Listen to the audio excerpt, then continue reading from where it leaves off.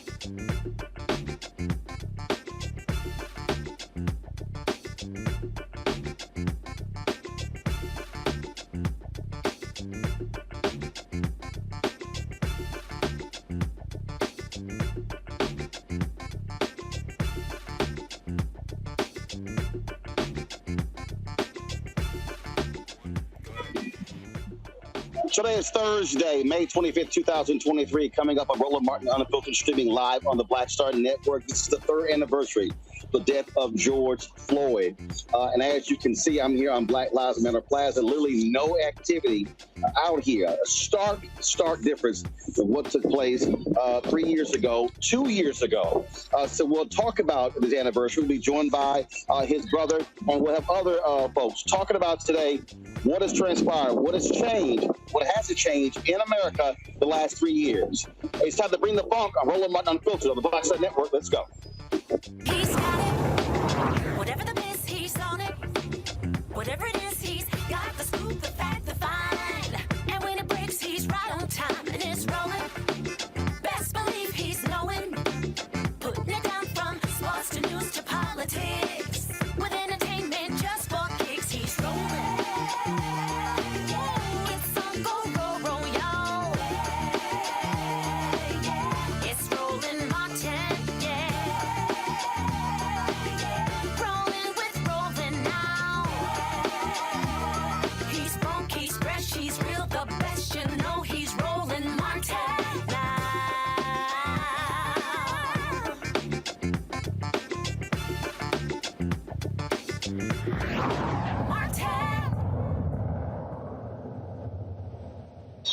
Folks, it was 3 years ago on this day, Memorial Day, when the nation, the world, was shocked and stunned by the video showing the brutal death of George Floyd. That led to a significant amount of protest, attention all around the world. Literally, people were in the streets protesting across the globe after they saw what took place to George Floyd. Many people felt this was a critical moment in American history, a moment where it was going to cause a racial reckoning. There were people who were saying that you're going to see massive change happen because you had millions of people all across this country going to the streets protesting what took place to George Floyd because, of course, he died at the hands of those cops in Minneapolis. Now, the cops involved, those individuals have been held accountable. But what we have not seen the type of mass change many people were expecting. We still have not seen the George Floyd Justice Act actually passed in Congress. We still have folks who are not wanting to move on accountability. So the question is, when are we going to see that? I'm actually standing right here, folks, now on Black Lives Matter Plaza here in the nation's capital. And just so you can see and understand, okay, the last couple of years, remember, it was 3 years ago. That's the White House all the way down there. There was a fence that was erected around that plaza because folks were protesting. This street was actually packed with people 3 years ago. 2 years ago, we had some folks there outside a year ago. But here we stand, folks. Here we stand in 2023, and literally no one's out here. Not one person. You don't have any protesters. You don't have anyone talking about what took place on that day 3 years ago. That speaks volumes. In fact, to understand, the last 2 years, we literally broadcast the show out here as well. Had our tent out here. There were people who were out here, but none of that has happened. I think if you look across the country, the exact same thing applies. So the real question we have is, has America moved on? The reckoning everyone was saying was going to take place hasn't actually happened, or has the moment simply gone by? And so what was supposed to be a movement is that now extinct. So joining us right now to talk about this, we've got a number of people who will be joining us. But first up, we have, of course, the brother of George Floyd, who's with us. We've got our panel who's here as well, and so we're going to get to them in a second. But first up, Phil Floyd, glad to have you here, man. You're there in Houston, and the last couple of years, you guys were here in the nation's capital. Of course, meeting with the White House, hopefully trying to get some action with George Floyd Justice Act, but not this year. Not this year. Pretty much we're going through the same cycle, Mr. Martin. It's like they want to play games. Timothy Scott and Lindsey Graham, it's like they're going back and forth, and basically it's all about qualified immunity because that's the thing with these police unions. It's just difficult trying to get something passed like that because to me, I understand that being in law enforcement and it's a hard job, but just being a black man is hard right now. You have to worry about being murdered. You have to worry about wondering, can you make it home to see your family? People need to understand that. But I understand that it probably won't happen until it hit their front door. Then they'll understand. Philonise, I mean, you're absolutely right. And again, I mean, here's what I am struck by.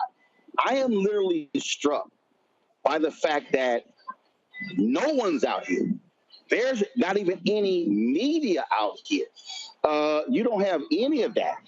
Again, I'm looking this direction. If I look, in both directions, no one. We had people who were, of course, laying out in the streets, people who were protesting. And is that a concern? Because again, if people need to understand, if you look at American history, you think about the action that took place. We can go back to the Montgomery bus boycott. It was the lynching of Emmett Till that sparked that.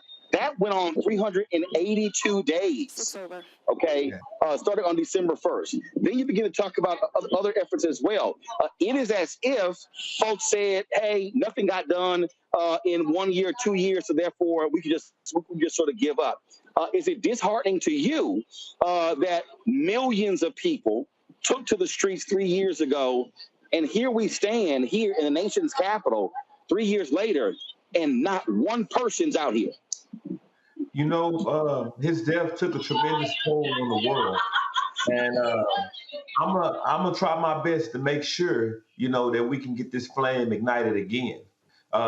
We have a lot of problems all over the world, so when people think of George, I want them to understand that this can happen to you. George was just going to the store, and he was murdered by a police officer with his knee on his neck for over 9 minutes, with his hands in his pocket with a smirk on his face like he was a big game hunter, suffocating my brother like a fish out of water. So I'm gonna try my best because I think everybody need to be out marching. Everybody need to be out trying to get some kind of type of change, some type of accountability. This is, to me, a global thing. It's not just right here. This is the place where people fight to get to. And people say this is the land of the free, but it has not been free for us. So I'm gonna need them to show it to me. That's what I need. Show it to me now. We have seen some things take place. We have obviously the cops involved. They have been sent to prison. We have seen some changes in some departments, but we have not seen the wholesale changes that you and others have been wanting. We talked about here on the federal level what took place. We talked last year. Many family members who were involved in those negotiations said that they were angry with Senator Tim Scott because they had not heard from him. He said nothing. They've heard nothing at all. Now he's running for president. In the years since, have you heard from Senator Tim Scott's office, Senator Lindsey Graham's office, saying, hey, we're going to try to get this thing jump-started again? Or have they been completely silent? They've been completely silent.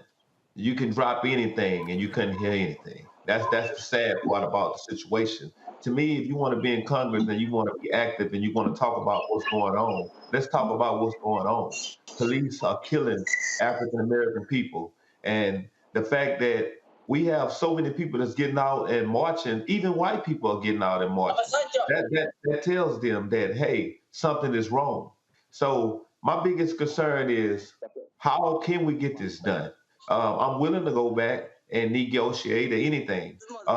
President Biden, what he did was he signed the Executive Order Act or whatever like that, and that's really the law of the land, and that's all we get. That's all we're getting right now. Because if he's not in office, then we're really going to have it hard right now. But the fact that he signed it, but we need this law to be impacted with on the federal side. So my thing is this: if we as black people still get out and do what we have to do, we can still try our best to get these laws passed. But to me, this is a major problem with what's going on with Tim Scott. You running for president, but you can't even help pass laws to protect Black people, and you're Black.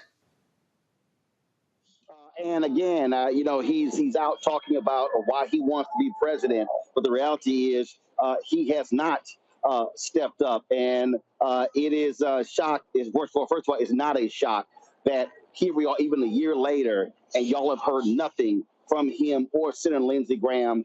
That says a whole lot about their character and their truthfulness when they claim they wanted to do something. And Mr. Martin, the thing about it is, when we held the conversation, he said, "Hey, man, I'm business minded. Business minded. I understand, but we're talking about people. We're talking about humanity. That's what we're talking about. If you don't understand that, how can you run a business? That's what I want to know." Indeed. Philonise, we certainly appreciate it, man. Thank you so very much. Certainly condolences to the family. It's always a difficult day on this day. Marking the 3rd anniversary of your brother's death, and hopefully we will see the kind of change that we know is necessary. I thank you for that. June 9th, I'm trying to get my event together. It should be June 9th. And it's going to be huge, and I want you to be a part of it if possible, if you can. Another thing about it is that we had 60,000 Houston residents get out and be active, and they all marched because they wanted accountability for what happened to George. As you know, he was a historic Jack A. line, just like you. So it'll be big for you to be out there if possible. And I'm going to let you know one more thing. I started my foundation, which is PACFISC. The acronyms are PAKFISC, PACFISC.org. Yes, sir. Philonise Keeta Floyd Institute for Social Change. We're turning our pain into purpose. I just thank you for just giving me this chance just to be able to speak on your show. It's a pleasure, Mr. Martin. I appreciate it, man. Thank you so very much. Good luck. Thank you. Folks, got to go to a break. We come back. We'll talk about panel again about today, what we are looking at, here we are the 3rd anniversary of the death of George Floyd. You're watching Roland Martin Unfiltered on the Black Star Network. Hatred on the streets, a horrific scene, a white nationalist rally that descended into deadly violence. White people are losing their damn minds. As an angry pro-Trump mob storms the U.S. Capitol, we've seen shooting. We're about to see the rise of what I call white minority resistance. We have seen white folks in this country who simply cannot tolerate black folks voting. I think what we're seeing is the inevitable result of violent denial. This is part of American history. Every time that people of color have made progress, whether real or symbolic, there has been what Carol Anderson at Emory University calls white rage as a backlash. This is the rise of the Proud Boys and the Boogaloo Boys. America, there's going to be more of this. Here's all the Proud Boys, guys. This country is getting increasingly racist in its behaviors and its attitudes because of the fear of white people. The fear that they're taking our jobs, they're taking our resources, they're taking our women. This is white fear.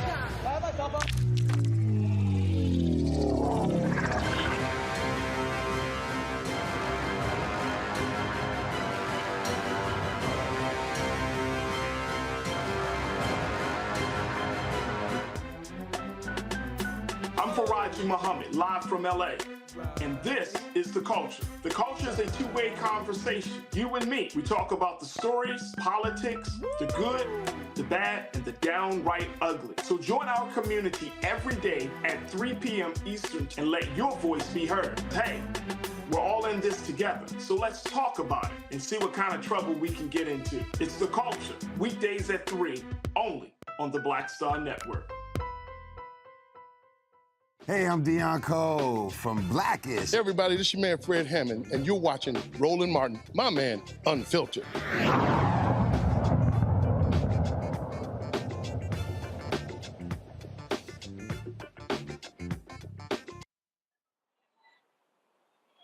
All right, folks, welcome back to Roland Martin Unfiltered on the Black Star Network. As I said, I am here on Black Lives Matter Plaza here in the nation's capital as we are doing our coverage here on the third anniversary of the death of George Floyd. I want to introduce my panel right now. Greg Carr, Department of Afro-American Studies at Howard University, joining us from Washington, D.C. Tommy Christopher, editor at Media Eye from Tuckerton, New Jersey. Teresa Lundy, principal founder of TML Communications out of Philadelphia. Teresa, I'll start with you. Are you seeing any activity today, anything happening in Philadelphia acknowledging this third anniversary of the death of George Floyd? There's actually a lot going on. There's a few nonprofit organizations that really stepped up and said, you know, we are going to remember George Floyd by doing some sort of service. I've seen a lot of social media buzz that's around it. But I think ongoing, as people remember George Floyd, especially in Philadelphia, there has been real attention to figuring out the best way to do community policing and having a better relationship with the Philadelphia district attorney. You know what, Greg? Let me, and this is no diss on any organization out there, but let me be as clear as possible, because this is sort of the same feeling I have on MLK Day. Today is not a day of service. MLK's birthday is not a day of service. The issue was never community service. MLK's deal was, if there's any day where there should be mass protest, mass agitation, it should be on the birthday of Dr. King or the death, the anniversary of George Floyd. And I think service, and again, this is not criticizing the groups. I understand where they are from their heart and understanding. But service is not going to result in the action needed to deal with road cops that kill Black men, Black women, and other people across this country. And this, to me, is a mistake that people make when we shift the focus to, we commemorate, we have events. No, it's to achieve results so it doesn't happen again. That's right, Roland. And the world should be watching you standing there in D.C. at Black Lives Matter Plaza, where the paint was hastily applied to stop what some people thought might be a moment of racial reckoning, a perfect storm of state murder of Black people, which began, of course, when the first criminals came over here, with COVID-19, with an impending election, and just where you're standing, of course, the tear gas smoke spewed, as with complicit Attorney General, the President of the United States stood holding an upside-down Bible right across the street from where you were. 3 short years later, there is a Rise and Remember celebration, 2-day symposium and festival in Minneapolis at the Best Buy headquarters. What you said, Brother Philonise, is very important. We've seen this show before. Social theorists would call it resistance and incorporation. When they thought that the world was getting ready to be structurally transformed, a lot of people got DEI jobs that have now disappeared. A lot of people got paid a lot of money to go speak at corporations. A lot of people got some dollars tossed at their various HBCUs or community forums.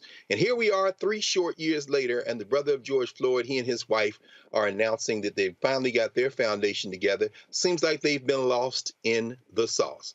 Tim Mission Accomplished Scott, a midget politically. No, I'm sorry, that's the wrong word. A clown politically. Is now trying to parlay his blackface white nationalism into perhaps a ticket spot as the vice president of the United States. In Kentucky, the defender of the killers of Breonna Taylor earlier in 3 years ago is running for the governorship of Kentucky. Daniel Cameron. The more things change, the more they stay the same. And finally, what we're seeing underneath that, however, is that the people who seem to have made the most inroads have been the white nationalists in this country, who have used 3 years ago as the kind of villain that they wanted to organize themselves. In Florida, the governor, who won by less than 34,000 votes, 33,000 votes in 2018, is running a Boston as it relates to laws, saying that we must bring this country back from the edge that we saw in the summer of 2020. And of course, the Supreme Court today, in continuing to gut the Clean Water Act, Neil Gorsuch, following in the footsteps of his mother, who lost her job as the head of the EPA under Ronald Reagan because she tried to destroy the Environmental Protection Agency from the inside. Her son has continued the job. These white nationalists have used 3 years ago more effectively than we have. They have used it to conjure a boogeyman of what could happen if we just get lawless in these streets. Meanwhile, we're sitting back and having celebrations and having reflections and having memorials. And as you said, with the okey doke that they really pull of us on Martin Luther King Day, contributing our own backbreaking labor to do stuff that we should be demanding that the state do since we pay their bills. The point there, Greg made, Tommy, we talked about DEI, things along those lines, and we know it's for a fact. A significant number of those jobs have been cut.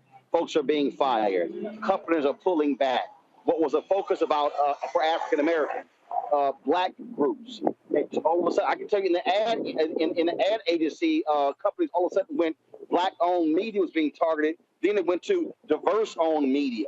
And so now we have these upfront, they were having black-owned media upfronts. Now it's, again, diverse-owned upfronts, or basically they got rid of those at all. And so now it's sort of this broadening deal. Again, as each year goes by, the focus gets away from the original intent that, frankly, is America at its best.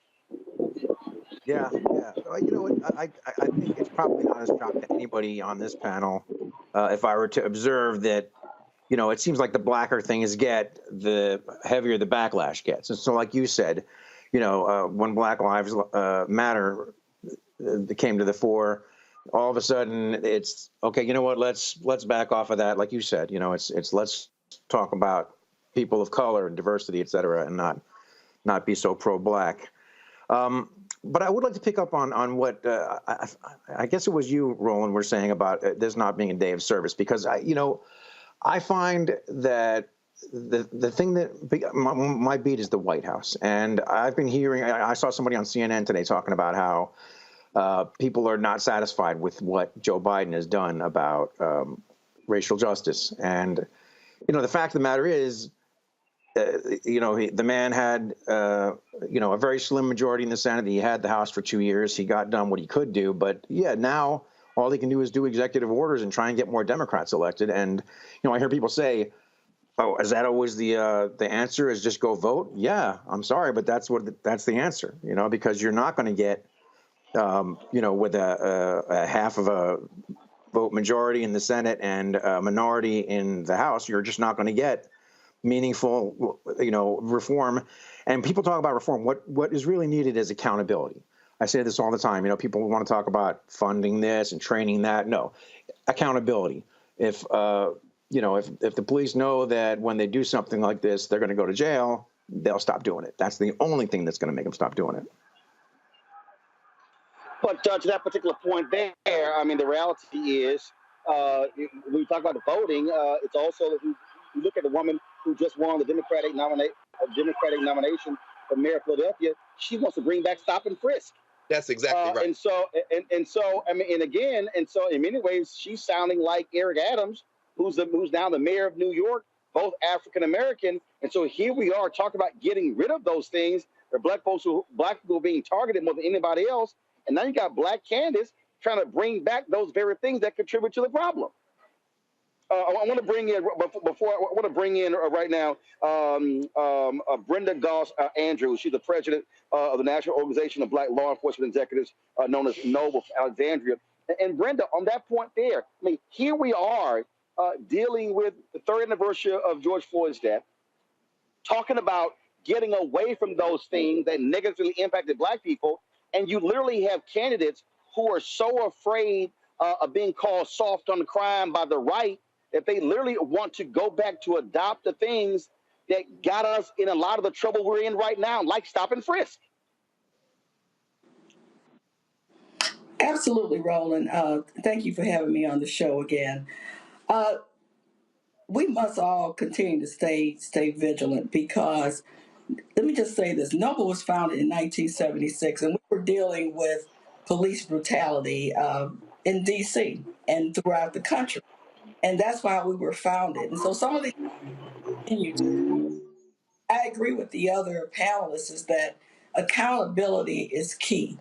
we can train and we can talk, but we have to hold our CEOs, we have to hold our municipalities, we have to hold everyone accountable. And then one of the things that came out of George Floyd, I think, is that we're seeing police officers being held accountable in the courts. And it's just not in the police department. We have to look at what's happening in our courts, what's happening with our judges. You know, what are they doing? Are they prosecuting? Are they giving the kind of sentences that are commensurate with the crime? So I think that's what we're seeing, kind of a trend towards that I didn't see on the police department.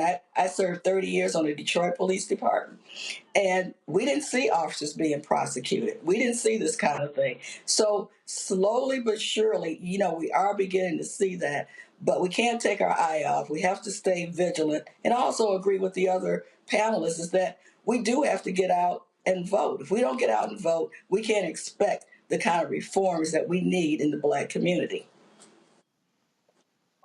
We talked earlier about the failure of Senator Tim Scott and Senator Lindsey Graham to get moving on the George Floyd Justice Act in the United States Senate.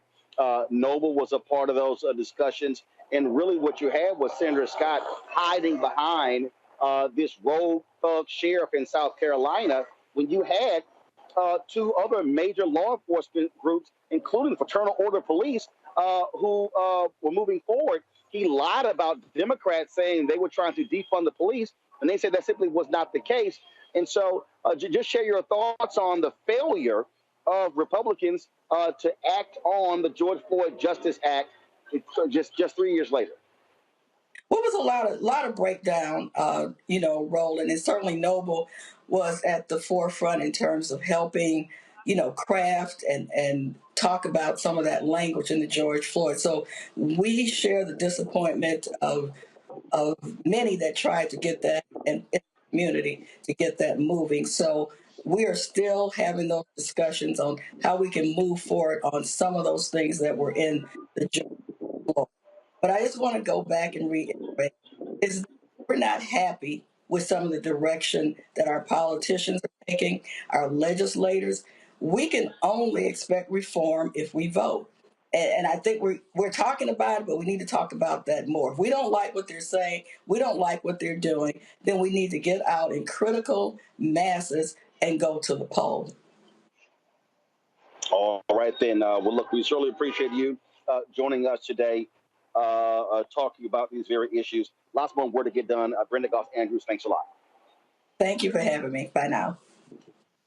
Folks, hold tight. We're going to come back. We're going to talk to the state's attorney in Aisha Bravefoy about what DAs have been doing the last 3 years. And we'll continue our conversation on the third anniversary of the murder of George Floyd.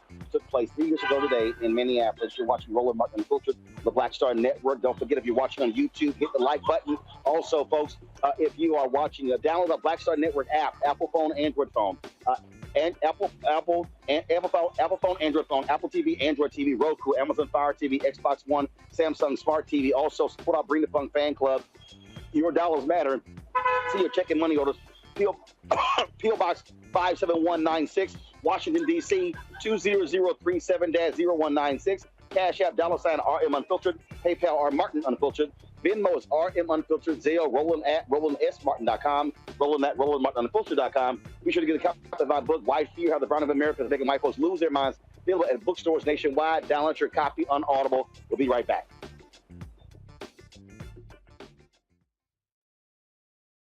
Coming up next on The Frequency, right here on the Black Star Network, Shanita Hubbard. We're talking about the ride or die chick. We're breaking it down. The stereotype of the strong Black woman. Some of us are operating with it as if it's a badge of honor. Like you even hear Black women like aspiring to be this ride or die chick, aspiring to be this strong Black woman trope at their own expense. Next on The Frequency, right here on the Black Star Network. That was a pivotal time. I remember Kevin Hart telling me that. He's like, man, what you doing, man? You got to stay on stage. And I was like, yeah, well, I'm young, thinking, like, I'm good. And he was absolutely right. What show was the other time? This was one-on-one. Got it. During that time. So you're doing one-on-one, going great. Yeah. You making money. You like. I'm like, I don't need to leave. I don't need to leave from Wednesday, Thursday to Sunday. I didn't want to do that. It was just like I'm gonna stay here. Or I didn't want to finish work Friday, fly out, go do a gig Saturday, Sunday. I was like, I don't have to do that. And I lost a little bit of that hunger that I had in New York. I would hit all the clubs, run around. Sometimes me and Chappelle or me and this one or that one, we go to the Comedy Cellar at 1 in the morning. And that was our life. We loved it. You do 2 shows in Manhattan, go to Brooklyn, leave Brooklyn, go to Queens, go to Jersey. And I got complacent. I was like, I got this money, I'm good. I don't need to go chase that, because that money wasn't at the same level that I was making, but what I was missing was that training. Yes. Was that. And it wasn't the money. It was the money. It was that's what I needed.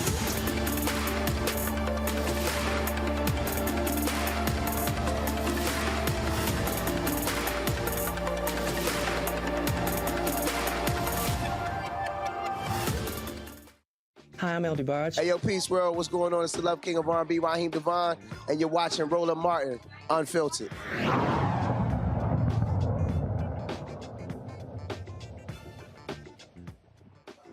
All right, folks, welcome back to Roland Martin Unfiltered on the Black Star Network. Y'all let me know when we have Aisha Grayboy on. I want to go back to the conversation we were having before, and Teresa, that point. The woman who will be the next mayor of Philadelphia, again, she was advocating on the campaign trail, bringing back stop and frisk. That's the sort of things that, again, Black has been fighting against because we were so negatively impacted. That shows you, again, how this drumbeat of crime has caused folks to want to do the things that we know did not work. Yeah, I was also disturbed by the comment that our new Democratic nominee for mayor, Ms. Sherelle Parker, has made. But she also tried to explain, what she meant about stop and frisk, and that had a lot to do with the constitutional and unconstitutional way of doing it. I'm still a bit wary about what that actually means. From what stop and frisk actually means, it means you are stopping someone for just cause. And so without just cause, for anything. And, so I'm not sure what the unconstitutional way is, but I think, look, the city is minority, majority, African-American in the city of Philadelphia. And so I think, if we are going backwards, then we won't be silent about it. So I think this is going to be an interesting term where if that is one of the major priorities that we think is actually going to combat gun violence, combat some of the other nuances that is happening in Philadelphia right now, then we're just on the wrong path. Right there, Greg, shows you. First of all, that's utter bullshit. There's no such thing as constitutional stop and frisk. If you're stopping people just because of how they look, that ain't constitutional. No. Sherelle Parker is an establishment Democrat. She's not a white nationalist. She's not a Republican, but she's an establishment Democrat. She had the support of organized labor, particularly the building trades. There was low voter turnout. The major progressive in the race, Helen Gim, who had been on the city council, couldn't really eat into the Black voter base there. Unfortunately, there was a white woman who was in the race who's also to the left and drew from her. But ultimately, the problem in Philadelphia is the problem we see throughout this settler colony. It's a problem of race. In the precincts that were majority people of African descent, Sherelle Parker won by about 55 to 56% of the vote. In the precincts that are majority white, she got about 12% of the vote. What does that tell you in a town where the Democratic nominee in the primary will win the election overwhelmingly? It tells you that white folks still not voting for Black people. and they are voting against their interests. Now, the progressive DA of Philadelphia, Larry Krasner, was elected. It's not the progressive policies. Most people in Philadelphia and many people around the country are for the progressive policies, and in places like Los Angeles, in places like Chicago, they voted for progressive candidates. The Johnson campaign in Chicago still left some people shocked.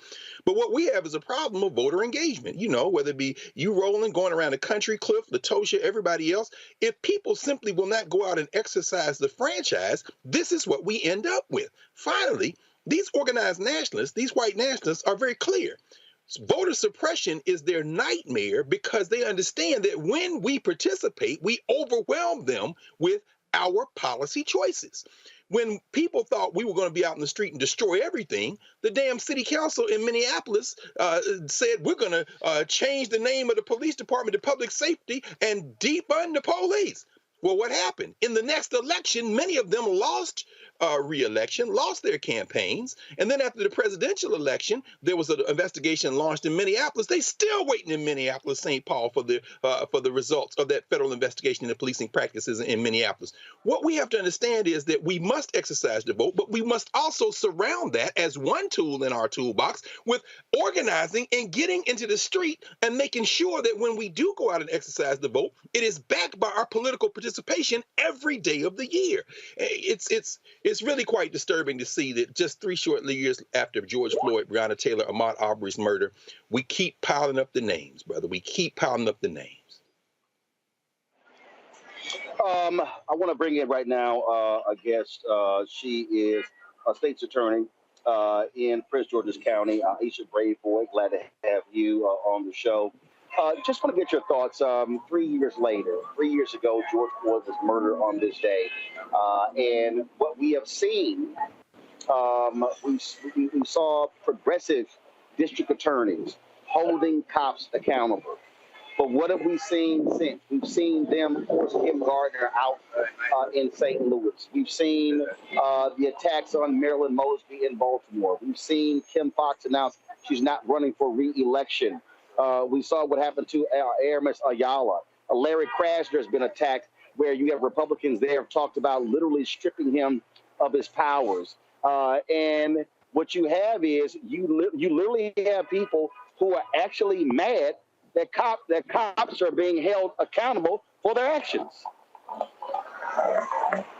Yeah, I mean, look, I've got a sentencing tomorrow for a police officer who unfairly treated a young man in our community, a teenager who he assaulted. We tried that case, got a guilty verdict, and tomorrow we'll have the sentencing for that. I can tell you that, there were a lot of folks who were there to support the officer who did the wrong thing. The good thing was we had officers who reported it, and then we had the courage to investigate and to hold this officer accountable. I think we just have to continue to, we have to persist. We cannot allow what happened even 5 years ago or 10 years ago to rule the day. I think right now, because crime has increased across the country as a result of COVID and not as a result of the policies and practices of these progressive prosecutors, they are being blamed unfairly in many ways on the increase in crime. And officers saying, well, we can't do our jobs because somehow treating people unconstitutionally or assaulting individuals or being bad actors is something that we should accept in our community if we want policing. And I think that it's just a flawed logic, and we can't accept that either. So we are going to continue to do our jobs, myself and those of us who understand the importance of holding everyone in the community accountable. But I believe that they are benefiting, that argument is being bolstered because, unfortunately, we have seen a rise in crime. I'm glad you said that, because that also is just laughable to me. And look, I think what we're also seeing is, I think we're seeing deliberate slowdowns. I think we are seeing cops who are ticked off that other cops are being held accountable. So their whole deal is, you know what? I don't give a damn. We're just not going to do our jobs.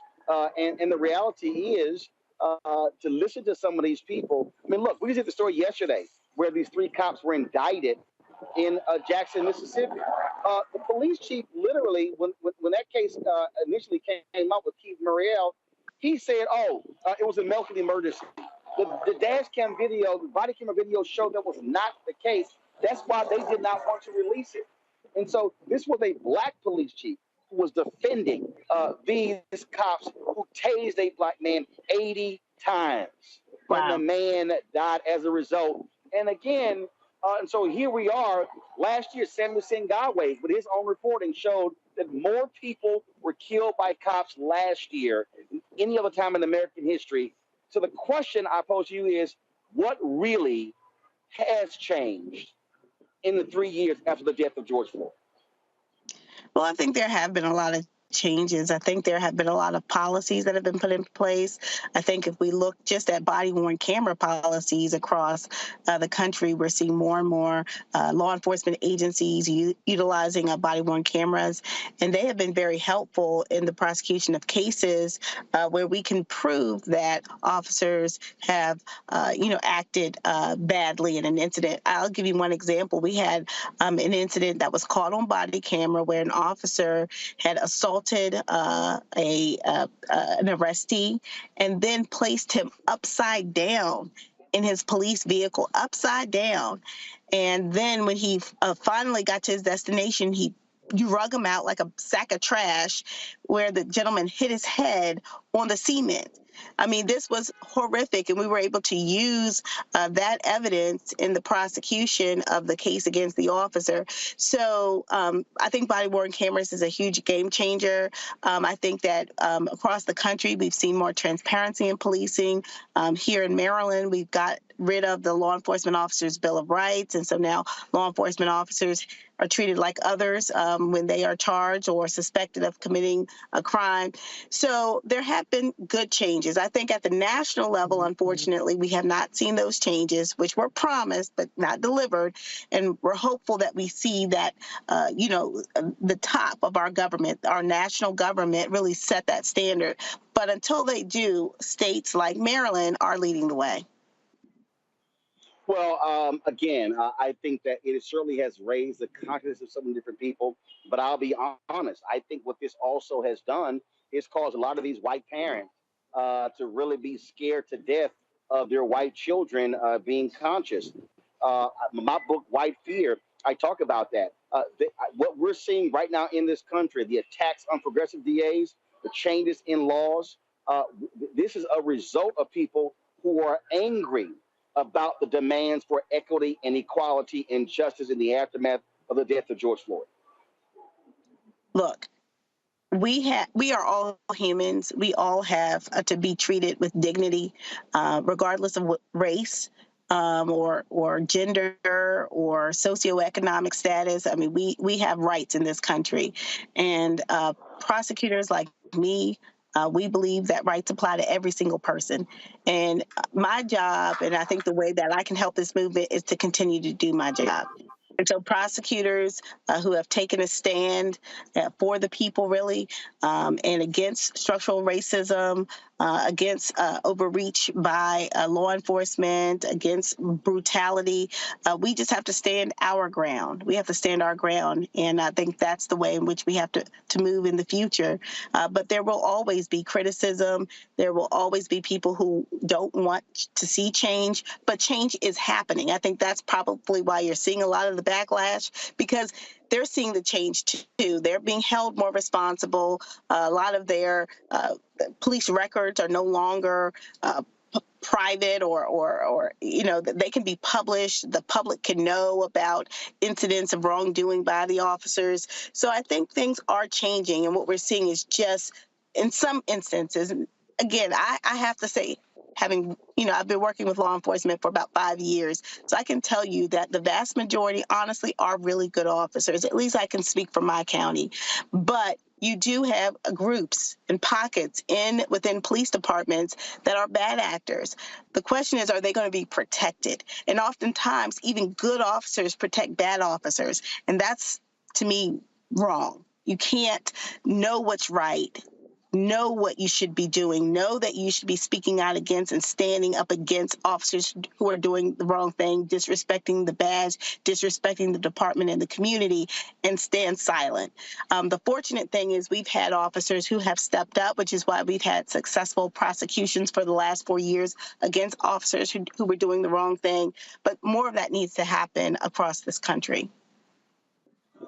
All right, then. Aisha Braveheart, we certainly appreciate it. Thanks a lot, and we're glad to have you in your position. Thank you very much. All right, folks. Thank you very much. We're going to go to a break, folks. I'm going to head back inside to our studios. Like we literally are right here on Black Lives Matter Plaza here in the nation's capital. We'll continue our conversation. We're going to talk further about these corporate commitments, what folks are not doing, how they are not following their commitments.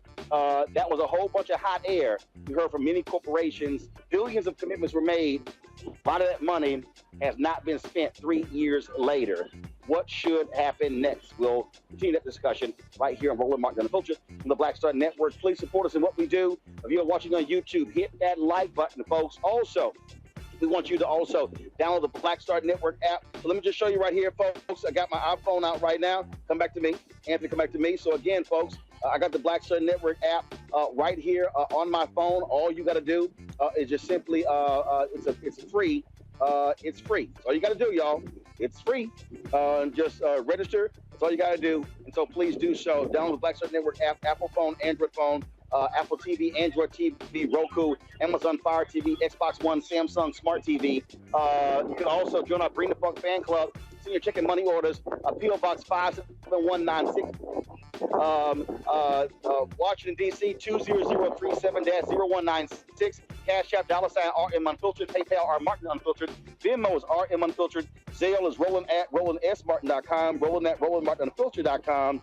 And of course, you can get my book, White Fear: How the Browning of America is Making White Folks Lose Their Minds. We'll be back in a moment.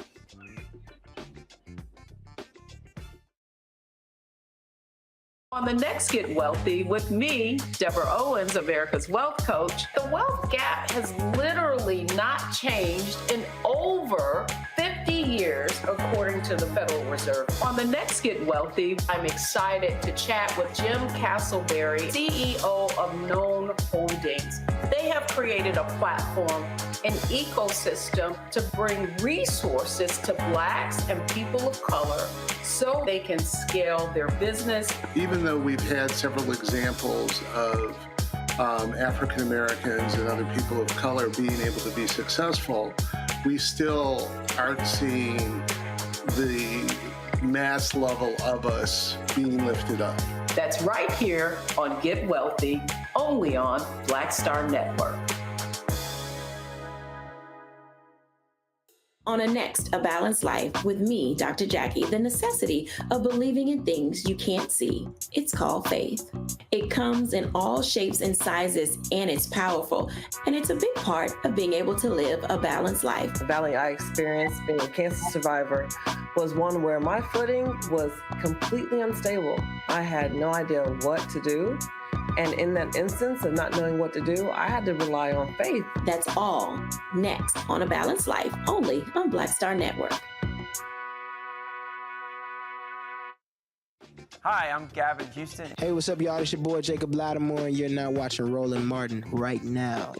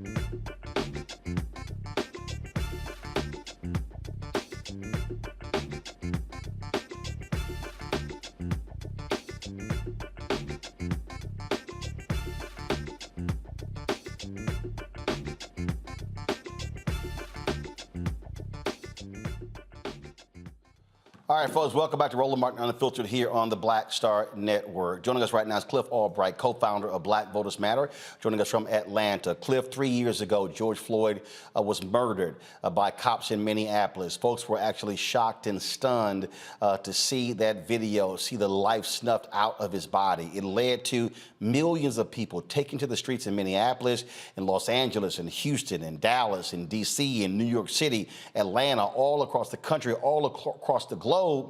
Yet, 3 years later, we don't see anything close to that. You're very much involved in, again, trying to keep folks motivated and focused. And do you fear that what many felt was going to be a movement really has turned into simply a moment? Hey, good evening, Roland. Yeah, I mean, it's a great question. You know, we have that concern, right? Because there clearly has not been the progress that all of us wanted to see, right? All of us that were in the streets for 3 months to 6 months, right? And so, you know, recognizing that a couple of things did happen, that there was a change in the conversation, right? That there was, at least for a minute, that there was some more investment in organizations and communities that do this type of work. That coming out of it, even at the level of policy, that at least that this administration, which has not done enough on this issue, right, has not leaned into federal legislation on this issue. But one of the things that we at least did see was a Department of Justice that was able to indict those who murdered Breonna Taylor, right? Which, by the way, we all know the Attorney General of Kentucky refused to try to do. And so, you know, there have been things that have come out of that moment and that movement and those months that we spent in the streets, but it hasn't been enough. And so the challenge is, and what many communities have seen, right, is that, okay, well, how do we take this to the local level? How do we try to get action on some local policies? Even in Memphis, you know, where you had Tyree Nichols murdered, that you had changes in some of the policies there, right? And so the battle has to continue at multiple levels. Yes, we've got to get federal action. That means legislative action as well as more executive action. We need this Department of Justice to be more aggressive at doing things like you know, some of these consent decrees and you know, findings against these police departments. That's what we're calling for right now. You know, yesterday there was a march in Akron around Jalen Walker, still trying to get justice there. And so there are things that can be done at the federal level, things that we need to have happen at the state and local level. So part of our bus tour that we're launching this month is going to be talking about a range of issues, and police violence and police accountability is definitely one of the issues that we're going to continue to talk about in every community that we go to. Thing here, Cliff, that people just have to understand. And I know there are people who are watching right now and who are commenting, whether on our YouTube channel or on Facebook, they're commenting on our OTT app. I know they are. Is that you cannot show me in American history where monumental change happened and it was easy. And let me just go ahead and say this right now. For all of these stuck on stupid people, okay, all of these idiots who keep yelling, yeah, but they passed the anti-Asian bill. First of all, wasn't an anti-Asian bill. Second of all it did was create one staff job, and they gathered data for a year. Okay? It wasn't what everybody thought it was all cracked up to be. That's why it was so easy to pass. And so what people are going to have to understand, and folks like you who are in the trenches, you know this, nothing is going to happen like that. It requires people on days like this being on that damn street outside this building. It requires them putting constant pressure and staying in the face of Joe Biden, staying in the face of Kamala Harris, staying in the face of Hakeem Jeffries, Kevin McCarthy, Mitch McConnell, Chuck Schumer, letting them know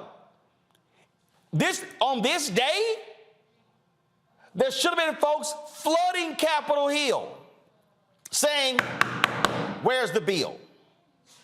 In fact, on the day that Tim Scott announced he was running for president in that joke of a rally, he should have been met by countless Black Lives Matter protesters saying, "Where's the George Floyd Justice Act?"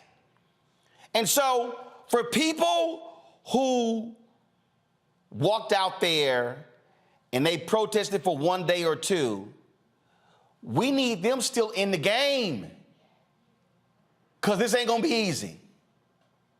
Right. Yeah, it's one of the biggest challenges in movement, right? And really approaching movement from a perspective that really takes in like the longevity, takes in all of our history and all the lessons that we learned, is that there's this balance that we've got to have, right? On the one hand, we've got to understand that it's a protracted struggle, right? We got to understand that what you just said, right? That none of these things happen overnight. People forget Martin Luther King gave his famous "Give Us the Ballot" speech, not in 1964, not in 1963, not in 1965, the year of the Selma to Montgomery March. He gave the "Give Us the Ballot" speech in 1957, right? And so, it never happens overnight. And 1957, Voting Rights Act was 1965. That's 8 years.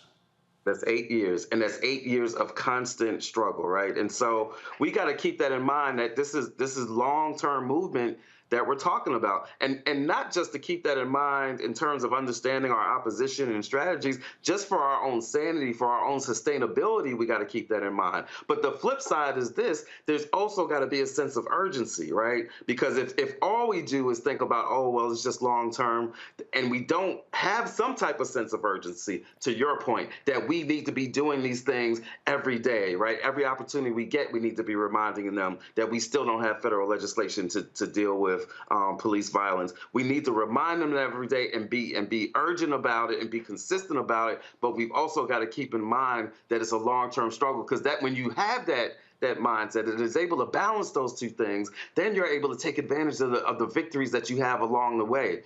People forget that in the midst of George Floyd and Breonna Taylor, there was also the Ahmaud Arbery murder that took place. And we love to tell the story of Black Voters Matter around the community where that happened in Glenn County. And one of the things that came out of the pain of that murder was that the DA, you remember, Roland, there was a DA, two DAs actually, that tried to bury the case, right? Because those that murdered him had relationships with the police department and with the DA's office down there, so they tried to bury it. One of the things that came out of that, in addition to the eventual convictions, was that community came together and you said, you know what, that DA, Jackie, I forget her last name, she was up for re-election the following year.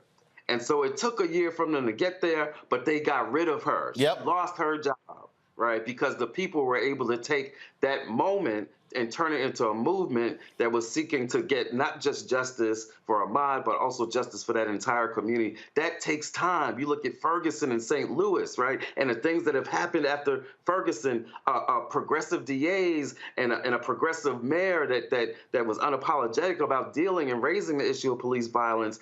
That came out of years of organizing after the Ferguson rebellions. And so, yes, we've got to have a sense of urgency, but we also got to understand the protracted struggle, and we've got to be able to be consistent in organizing around these issues. Let's do this here. First of all, I'm going to do this here. My question for my panel, then I'm going to ask you about your bus tour that you kicked off. Tommy, your question first for Cliff Albright. Hey, Cliff, it's nice to finally meet you. Cliff and I email quite frequently. Sure.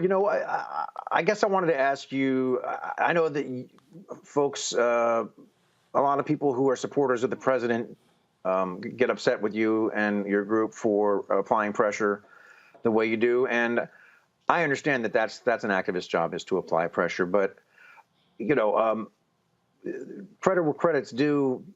President Biden and Vice President Harris, they did executive orders. They have pushed and pushed for the George Floyd Act to be passed. What more do you think they can do? Do you think that the criticism is warranted, or is it just part of being an activist?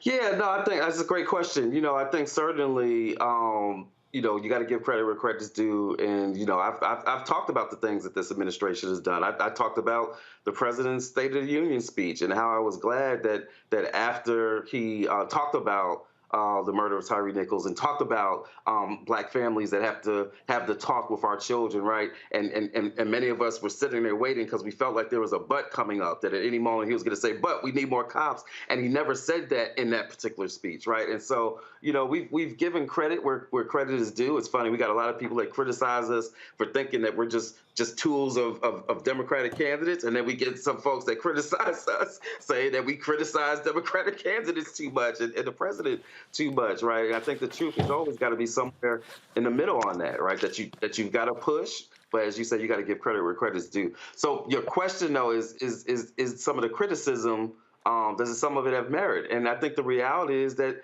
there is merit to some of the criticism. Certainly, the Justice Department has taken some actions on investigating some of these departments. We'd love to see them take more actions, right? Similar, by the way, to their approach to voting rights, that the Department of Justice has filed some litigation. They've done some amicus briefs, but it's been nowhere near the level of what we need to see coming out of this Justice Department. And so I think we can do both things. We can acknowledge the things that they've done, but that we can continue to say, but we need more of that. Or in some cases, it's not just that we need more of what they've already done, that there's some other tools that we need them to try to use. Just like, I don't want to go down the whole debt, the whole debt story and the whole debt narrative, but yeah, you know, you need to negotiate hard.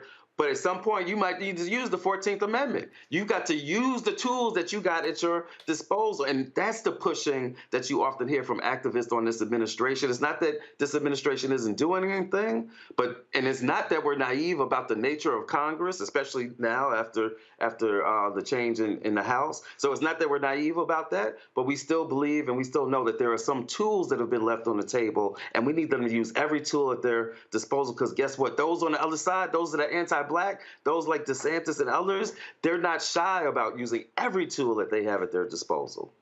That's right. Yeah, just to be clear, too, I would never be one of those people that says Black Voters Matter is doing too much and that, you know, Cliff and Latasha should say to anybody, you know what, you're done. You've done enough. Thank you, you know? No, I get it. No, I think it's a great question, because that's a question that we, as a movement, not even just we as an organization, but that we as a movement have constantly have to deal with. The civil rights had to deal with that too, right? At what point do we thank and acknowledge what the Johnson administration has done, and at what point do we continue to push for more, right? And so that's always been a part of movement, and that's why, you know, we believe, you know, we consider ourselves students of history and students of the movement, and it's important not for the sake of, you know, just trying to replicate everything that was done, because certainly they didn't do everything right, but there's some critical lessons that we've got to learn just about the way that we approach what we do, and certainly part of it is being able to acknowledge and give credit, but also to push and demand accountability. Teresa. Cliff, thank you so much for all the work that you're doing. We can certainly see it here in Pennsylvania. Good friends of mine work on the Black Voters Matter in Pittsburgh and in Philadelphia, so we definitely see the work. One of my questions is, I think some of the engagement that you guys are doing as it relates to advocacy would absolutely help in some of these local elections. So what are you guys doing to help, you know, some of these advocacy organizations that have been in existence that just seems like they're not taking the wheel and really advocating what some of the Black issues are in order for us to get to the polls? Yeah, I'm so glad that you asked that, and as you probably know, you know, the bus was recently rolling in Pennsylvania for the recent city elections like that, maybe? were taking. And so, yeah, we always say there's no such thing as an off year, right? You got a lot of people right now talking about what are y'all doing for 2024, right? What's your plans for 2024? And our response is we're dealing with 2023. Because 23 is not an off year. You got all kinds of, as you said, local elections taking place, city elections taking place. You've even got some statewide elections taking place in places like Louisiana, Mississippi. And I'm going to tell you right now, and all your listeners could be the first to hear it, I believe something is happening in Mississippi, y'all. Y'all can write this down. I believe something is happening in Mississippi. Mississippi might just shock the country in their elections this year. But you got all these elections that are taking place that people don't want to talk about because they already want to talk about the presidential horse race. And so we're focused on that, and we're also focused on, and what we try to do to move some other organizations, part of your question was like, what do we do with some other advocacy organizations that, may not be as focused on some of the issues, may not be as focused on, some of the things that folks in the street are talking about, or is focused on these local elections, right? And all we can do, we have conversations, but we always believe the best thing we can do is just do it, right? Just do it and show people that when you engage folks 365 days out of the year, when you engage folks even in so-called off years, in these odd number years, when you do a bus tour where you continue to go, not because it's a presidential election, not because it's a Senate election, but we're launching our national bus tour. We've already launched it. We've been in Pennsylvania, we've been in Michigan, we're going to be in Texas, we're going to be in Florida with our friends at Transformative Justice. We're doing 5 days in 6 cities in Florida, calling out the anti-Blackness that's taking place there. And so, we're doing all this in an odd number year because our issues, our communities don't just operate on a presidential calendar, right? We don't get to take a break every 4 years or even every 2 years from the racism, the gentrification, the police violence, the environmental racism part. We're doing parts of our tour that's just talking about environmental justice issues, high utility bills, dirty water, climate change, and how it impacts already marginalized communities in terms of like natural disasters and floods and things of that nature, right? You don't get that from a lot of places, especially in an odd number year. But as we always say, Black Voters Matter 365, and we hope that by doing that and by investing resources, we gave out $9.7 million last year just to community-based groups. That's neighborhood associations, that's NAACP chapters, that's churches, that's organizations that aren't even formal organizations, right? We do. 1 out of every $2.5 that we spend goes directly out the door to local organizations because they're the ones that are doing this work 365 days out of the year, even in an odd number year. Greg. Thank you, Roland. And Cliff, it's always good to see you, brother. Eternal respect, man. Y'all are out there 365. Roland's going to ask you about the We Won't Black Down tour. So I'm curious and interested to hear what you've heard from folk out there. I was having a conversation a couple of days ago with some folk in Florida and who working with NAACP local chapters. And, sometimes the disconnect between the broad national organizations, thinking about that NAACP travel advisory in Florida, and the people who are living their lives in these communities, that gap almost seems like it can't be closed. I guess my question, and I'm waiting to hear what you're going to talk about with the Won't Black Down tour, my question has to do with what you've seen that has been the most effective in getting folk to the polls. We see low voter turnout in Chicago and in Philadelphia in the recent mayoral election. What have you seen in places like Flint and Detroit and Kalamazoo and Benton Harbor, the places you just came back from, and that speaks to things we can really do to get more people literally to the polls? And then how can those of us who aren't on the road 365 like you and Latosha and so many others are in this movement, Black Voters Matter, what can those of us who are not on the road like that do, not just to support you, but to, activate our own ability to kind of get folk out and engaged in the political process? What lessons have you learned, brother? Yeah, those are great questions. I feel like I'm in class of Carr right now. There's a couple of ways to talk about like the things that are effective at getting people to the polls, right? There's the things that we think of as like traditional GOTV, get out the vote, right? It's those types of activities like providing rides to the polls, like election protection, like having polling place parties. That's something that we've done a lot that we've seen be really impactful in some communities, like making the experience of going to vote something that's exciting that everybody wants to be down with, right? So there are those things associated with like the 2-3 weeks of actual voting in places that have early voting or election day type activities. But the more important answer, I think, to that question, the things that we've seen be most successful is this 365 approach, right? Because at the end of the day, you can't come knocking on my door in late October or in the first Tuesday in November asking me to save the country and save democracy, but you weren't there in the spring when that issue of police violence went down, or you weren't there earlier in the year when there was a school shooting, or you weren't there when my community was dealing with the flooding after a storm. You can't just show up talking about we need your vote. As we always say, there's a lot of people that care about black votes, but they don't care a damn about black voters, right? About our community. And so really, it's not rocket science that we believe that if we are engaged in having conversations with folks all throughout the year, deepening those relationships, showing that they actually matter, right? Not because they got a vote, but showing that they actually matter, that shows up when election day comes around. So in some ways it's counterintuitive that we found oftentimes by not focusing on the election, right? By not walking around with the clipboard and having the first question somebody be, are you registered? But letting the first question be, how you doing, sister? Right? How you doing, brother? Right? What is it that you want to see?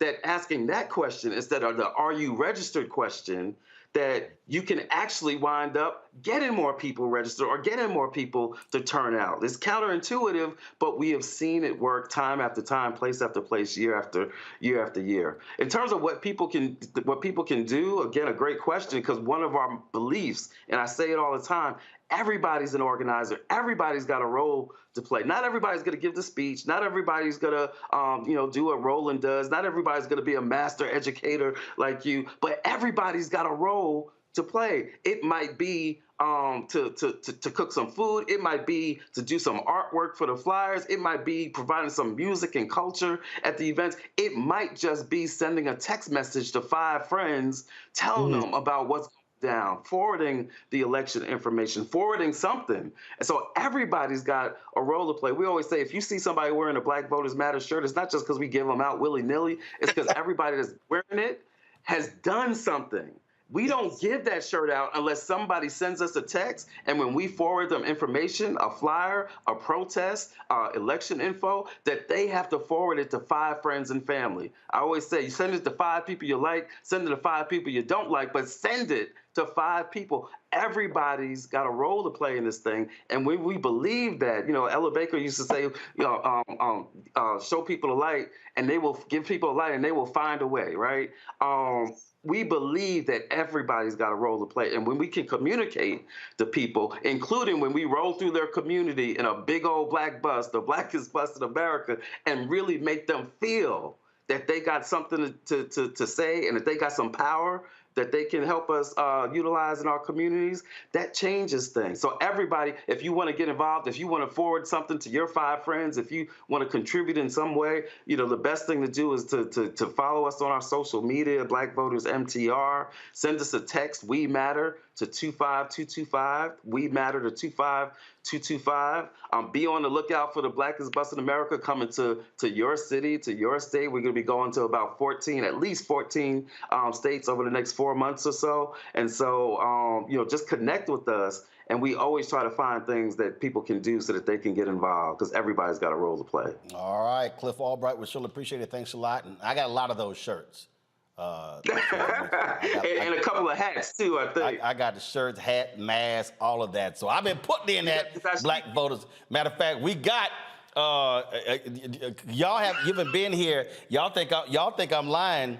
Y'all think I'm lying.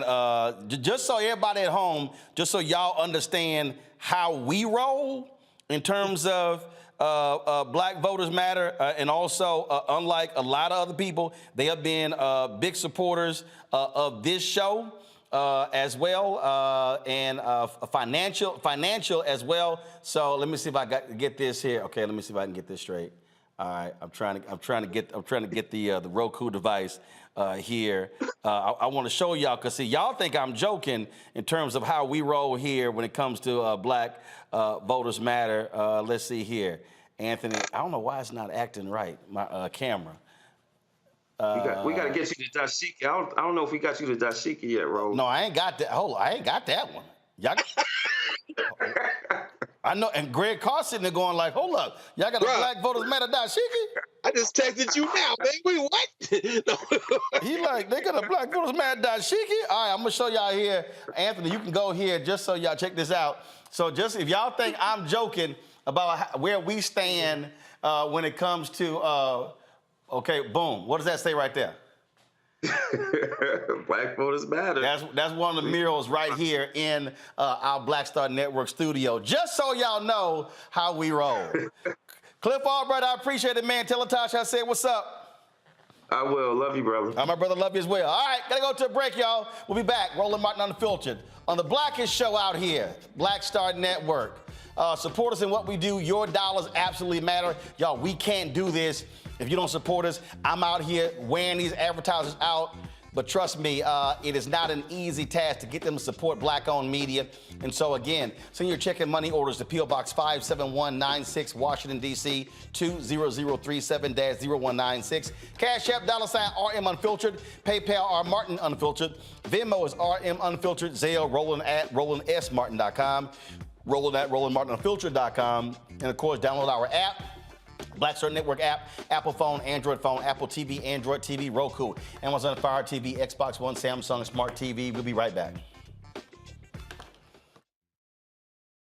When you talk about blackness and what happens in black culture, we're about covering these things that matter to us, speaking to our issues and concerns. This is a genuine people-powered movement. There's a lot of stuff that we're not getting. You get it, and you spread the word. We wish to plead our own cause. Too long have others spoken for us. We cannot tell our own story if we can't pay for it. This is about covering us. Invest in black-owned media. Your dollars matter. We don't have to keep asking them to cover our stuff. So please support us in what we do, folks. We want to hit 2,000 people, $50 this month, raise $100,000. We're behind 100,000, so we want to hit that. Y'all money makes this possible. Checks and money orders go to P.O. Box 57196, Washington, D.C., 20037-0196. The Cash App is $RM Unfiltered. PayPal is R Martin Unfiltered. Venmo is RM Unfiltered. Zelle is Roland at RolandSMartin.com. Next on the Black Table with me, Greg Carr. Democracy in the United States is under siege. On this list of bad actors, it's easy to point out the Donald Trumps, the Marjorie Taylor Greens, or even the United States Supreme Court as the primary villains. But as David Pepper, author, scholar, and former politician himself says, there's another factor that trumps them all and resides much closer to many of our homes. His book is Laboratories of Autocracy, a wake-up call from behind the lines. So these state houses get hijacked by the far right, then they gerrymander, they suppress the opposition, and that allows them to legislate in a way that doesn't reflect the people of that state. David Pepper joins us on the next Black Table, here on the Black Star Network. What's going on? This is Tobias Trevelyan. Hey, I'm Amber Stevens-West. Yo, what up, y'all? This is Jay Ellis, and you're watching Roland Martin Unfiltered.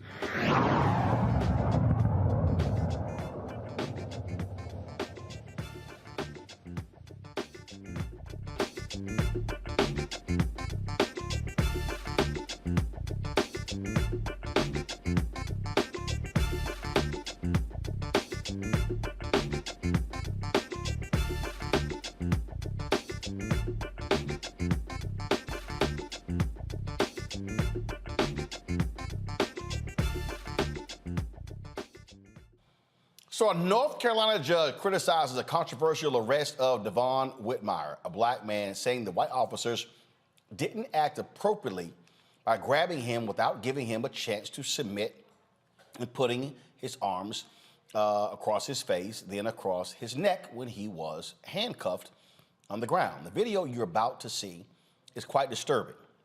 Now, if you want to turn away, please do so. We're going to show you some of this video. The total time is 6.5 minutes. We're not going to show you all of it. But here's what took place.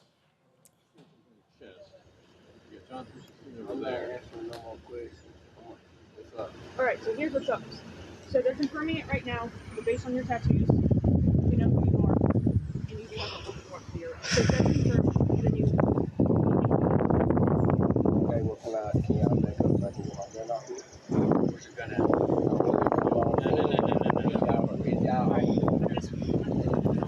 Yo. Stay back there. Can I get his phone? That's my fiance. Can I get his phone? He just said he had a gun on him. He doesn't. Partner, you don't get tased. Stop. Can y'all stop? He's not doing nothing. He's not. His arm is broke, so if y'all fuck with his arm, I swear to God.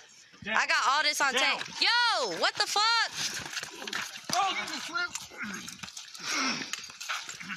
He's not doing, why are you pulling his hair and shit? Why is y'all doing that shit? Y'all is doing something. It's okay, babe. I got it all on video.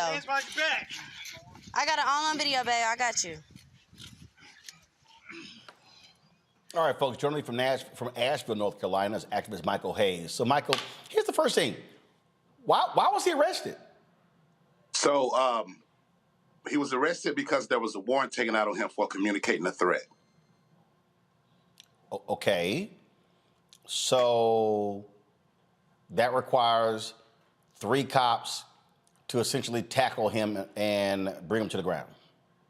No, so that is the reason that we had started, having these conversations and protesting is, a lot of people want to talk about what happened prior to him getting arrested. What we want to address is the fact that there was no de-escalation tactics used. There were illegal holds used, particularly when he was on the ground. They do have holds that are supposed to be used if you are in danger of being, shot, or if the officers being in danger of being harmed. That wasn't the case. They also they love to talk. They want to keep talking about what happened prior to. So they said that he stated that he had a gun. So they felt justified in approaching that. But we all know that could have been de-escalated by asking the question, asking for a search, because communicating the threat warrant, even though it might have been warranted, it still didn't call for the assault that happened to Mr. Whitmire.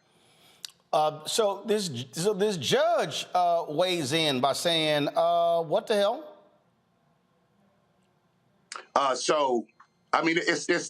kind of a two-way street, because even though he did put blame on Devin, he also put blame on the officers as well. He did state that both sides were, so regardless of what they say about Devin is not the professional. Devin is not the officer. Devin has not had training. Devin has not had de-escalation training.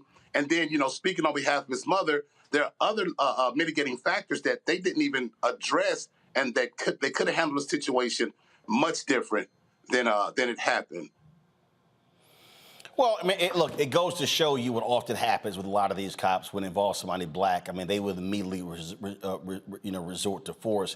I've seen a lot of white folks lose their mind, act a fool, yell, holler, cuss, and scream, and the cops will sit there and say, "Sir, I need you to calm down. Yes, ma'am, I need you to calm down." So it's the juxtaposition is amazing when you see a lot of these videos. So, Brother Martin, here in Asheville, I hate to say this, we were surprised, but not surprised. Asheville, which is located in Buncombe County, when you look at the fact that we are only 6% black, but we are 33% of the population. I think that kind of it shows you how they like to address historically oppressed communities.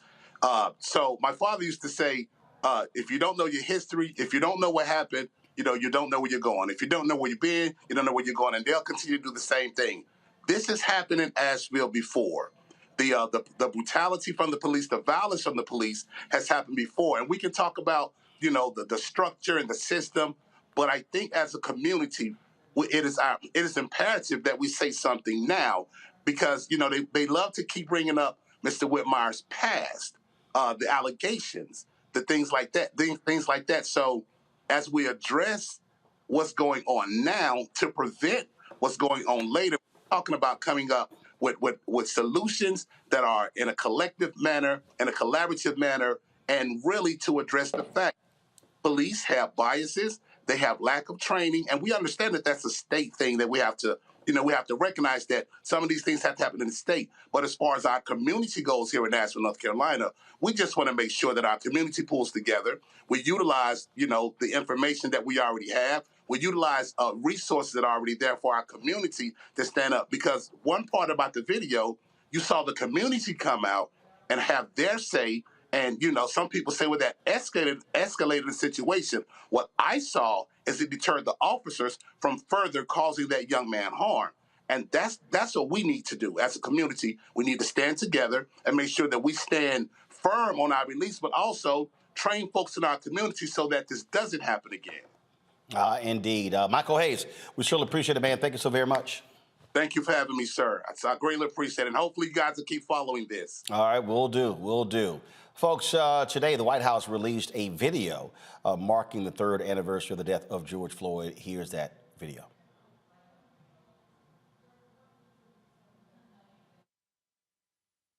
I promised the Floyd family, among others, George's name is not just going to be a hashtag, but as a nation, we're going to ensure his legacy and the legacy of so many others remembered today.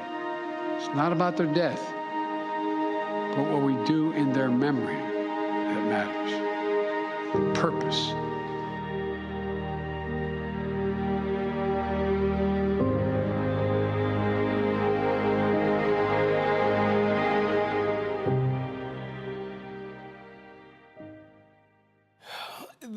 One of the things that a lot of people have not done today, many of these corporations, they also have not done what they should be doing. We're going to chat with that in a second. Karine Jean-Pierre, who was the White House press secretary, also spoke about the death of George Floyd at today's White House press briefing. So before I go into questions, I just want to say a couple of words about George Floyd.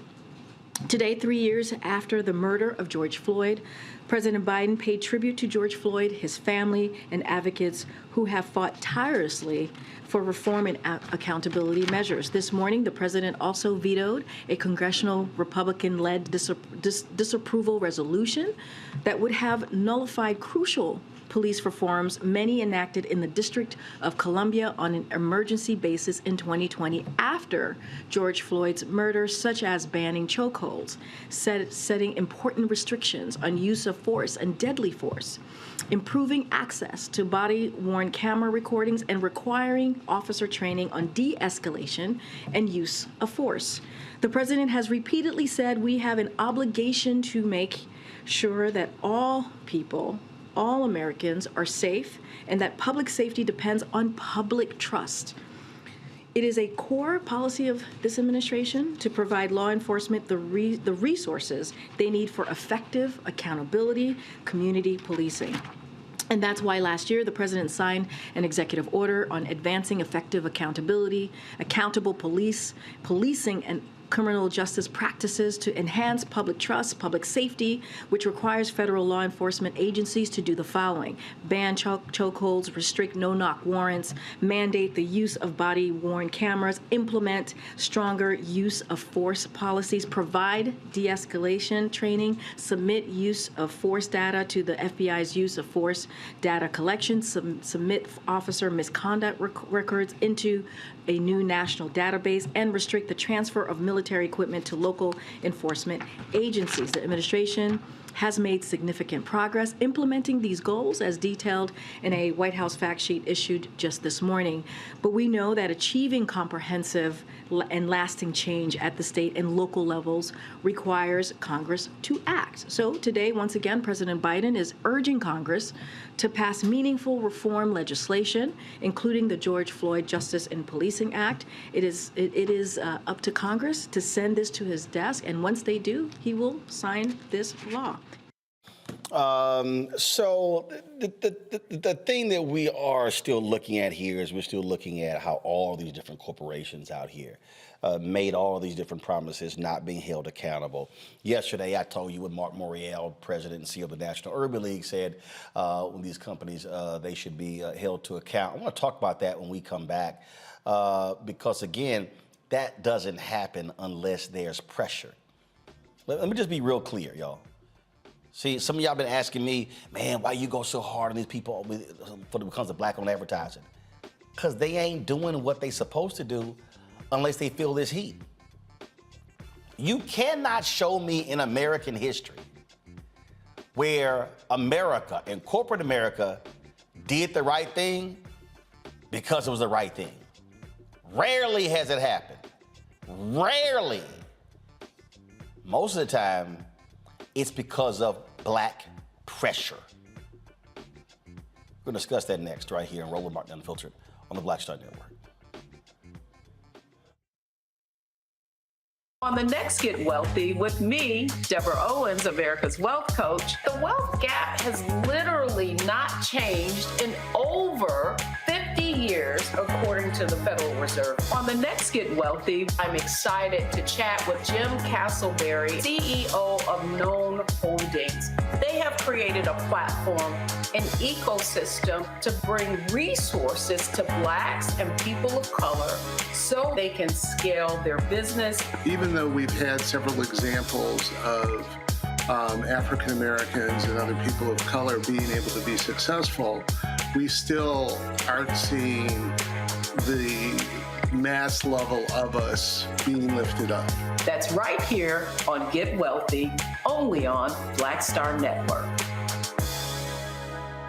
Coming up next on The Frequency, right here on the Black Star Network, Shanita Hubbard. We're talking about the ride or die chick. We're breaking it down.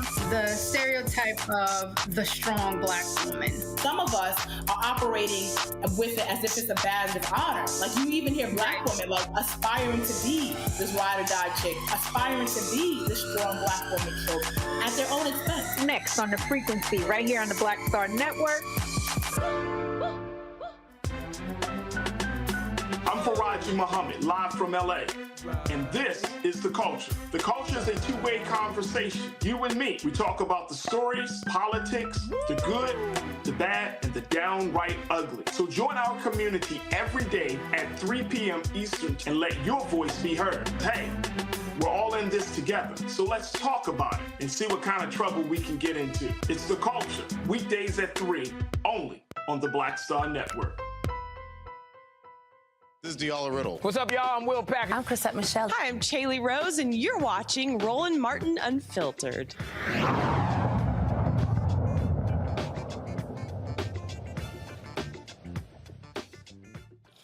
So, what about those billions and billions and billions of dollars that were promised by corporate America after the death of George Floyd? Where the money at?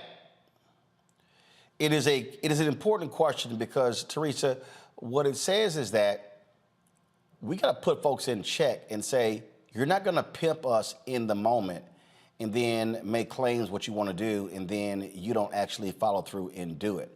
I talked yesterday about, again, this letter that, this press release that Mark Morial sent out, and I appreciate the press release, but I need more than the press release. I need more than that. What I need is, I need them put in check. I need the Urban League making aggressive demands. I need the NAACP making aggressive demands saying, not only where's the money, also what I need is we want a full breakdown of where's the money. This here is the statement that was put out again. It says that the President and CEO Mark Morial calls on corporations to update the American people on their progress to date. I get, Mark's my frat brother. I get this general statement here. No. What I need direct pressure saying we're going to go down the line, and here are the first 20 companies we going after, and we want to see reports. And then the next 20, and then the next 20, and then the next 20. That's the only way we get accountability, Teresa. Yeah, you're absolutely right. You know, I had this conversation with a few friends of mine who literally got jobs in 2020 because of George Floyd. And as appreciative as they were to go into an organization and try to figure out how to change it and make it better, they are now in a place where the corporation has now said, how can we utilize your services in other areas in the company? So the focus is no longer, you know, how do we figure out DEI? How do we figure out racial equity? And that's almost the problem because we're almost going back to basics.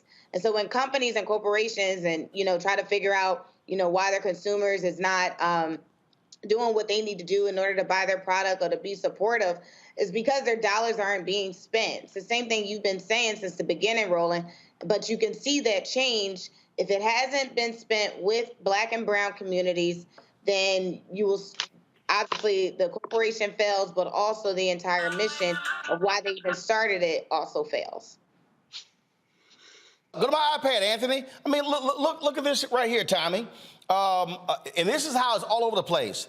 The top line, it says, America's largest companies pledge more than $300 billion to address racial inequality, including with suppliers. Bloomberg story, $80 billion. Washington Post says $50 billion. Forbes says $200 billion. CNBC, the amount companies have pledged to support racial justice has grown to nearly $340 billion, according to McKinsey and Company, their senior partner right here, Shelley Stewart, okay? Where the money at? Yeah, no, and I think you've put your finger on it. And, you know, my beat is the media, and you know, a big part of the problem is out of sight, out of mind, and the media is getting less diverse, not more diverse. And so that's why, you know, you look these stories up, you're finding them on the websites. You're not hearing them talk about this on CNN. You're certainly not hearing them talk about it on Fox News unless it's to complain about too much diversity. And, you know, you don't really hear about it on MSNBC enough either. And it's like a vicious cycle. You know, the media is too white, and then the media keeps being too white, you know? Here's what gets me, Greg. This is from the CNBC story. Go to my iPad. It says here, this is Shelley Stewart being quoted. You see dollars flowing across the list of what I call human development needs that are very acute in the Black community. In many ways, the pledges are targeted in the right areas. Still, it has been a challenge to meet such ambitious goals when it comes to deploying capital. No, it's not. It ain't hard to deploy the capital. Greg, I'm telling you, I'm dealing with this right now. All of these companies have been pimping the hell out of Black people, spending virtually no money with Black-owned media. That's right. We start calling folks out, and all of a sudden, they start admitting, yeah, we were spending less than 1%. Ad Age broke down that it has doubled since the death of George Floyd. The spending has doubled to 1.16% out of $322 billion spent in advertising. And we get it all the time. Oh, well, we don't know. Well, what do we buy? You buy the same shit y'all buy on Fox News. I sat there and I recorded. This was on May 16th. Matter of fact, let me just pull up right here. Just so people know, I'm sitting here. I wanted to see, because, you know, everybody be lying. Everybody just be lying, you know, what they do. And I sent it to my team. And I saw the Chevy Colorado ads. But General Motors told me they can't run their ads on this show. Because we do opinion. But they ran on Martha McCallum's show. The Cosentex drug. Yep, I saw those ads. I saw, watch this here. I saw BlackRock commercials on Fox News at 8 p.m., all opinion. I saw the Chase Freedom Unlimited Visa. I saw Keytruda from Merck. I saw the Nutrisystem commercials. I saw the Visa Inc. card from JP Morgan Chase on the 5. I saw Subway. I saw Mercedes-Benz certified pre-owned vehicles. They were a billboard sponsor of a segment on the 5. I ain't seen no Mercedes ad anywhere near Black Star Network. I ain't done. Let's see here. Let's see. Jesse Waters' show. They were Novo Nordisk ran an Anthony Anderson commercial on diabetes. Wow. Mm-hmm. Who was that? Hold up. I saw the same ad run on Laura Ingram's show. Anthony Anderson? Anthony Anderson, Novo Nordisk's Get Real About Diabetes.com ad. And I'm sure her audience is paying attention to that black man. But these folk claim it's hard to deploy the Capitol. Well, Roland, we know what it is. You have made pitch after compelling pitch to all these advertisers 3 years ago when they thought that we were going to remake the entire world. They were running to throw money to stop that from happening. Small money. Small money. And unfortunately, too many of us got caught up. Not just the folk who got DEI jobs who don't have them anymore. Mm-hmm. I sat here when the world was on lockdown and must have talked to a half dozen companies. Adobe, I'm not even going to name them all. And in most of those cases, they were like, well, we'll pay you. And quite frankly, I am, look, I don't make a lot of money, but that's okay. I'm like, I'm not getting caught up in the money, because what I realize is the same people who worked there before George Floyd was killed were working there in June, July, and August 2020 and were scared to death and were talking about what they were going to do and how they were going to do. Those people still working at those companies, by the way, that are reporting record profits as a result of profit engineering during the pandemic and after. These companies have made more money in the last 3 years than they have made before, including the financial institutions, the JP Morgan Chases of the world and so forth and so on. And last I checked, TD Jakes is in bed with Wells Fargo. Where are their advertisements? TD, I know you're an employee. Don't even try to act as if you're not. But it comes down to this. Logic doesn't matter. If logic mattered, the Black Star Network would be extremely well resourced. And I think this is the challenge. We know that they're not going to do anything unless they feel threatened. They felt threatened 3 summers ago. And at that moment, we saw a glimpse of what begins to be possible. Since then, they have held their breath, tiptoed past the graveyard, and waited on us to go back to sleep. So as a result, the Black Star Network continues to build on small donations, on folk coming together to fund the kind of content that is here, the programming here, you won't see anywhere else. And of course, those advertisers won't even run an ad on diabetes featuring a black man on this network. They'd rather run it on the network of a white nationalist, an open white nationalist, which means nobody is going to watch. In fact, the N-word is probably hurled during those 30 to 90 seconds more on Fox than at any other time on Fox when Anthony Anderson pops up. But the simple fact is they're not going to give you the money until we make them. And while we're waiting on them to give you the money because we make them, you know what begins to happen? You wonder what will happen to the Black Star Network? What happened? What happened? Y'all didn't get in the street. And guess what? They put up their middle finger as they continue to pay their stockholders record dividends because they don't give a damn about you. And their answer to your pitches is make us. Tommy, that's just really what it boils down to. And look, yep. and Tommy, I'll be honest. When I look at the stuff that a lot of these media websites, they're not focusing on these things. They're not focusing on what the reality of what black-owned media is dealing with.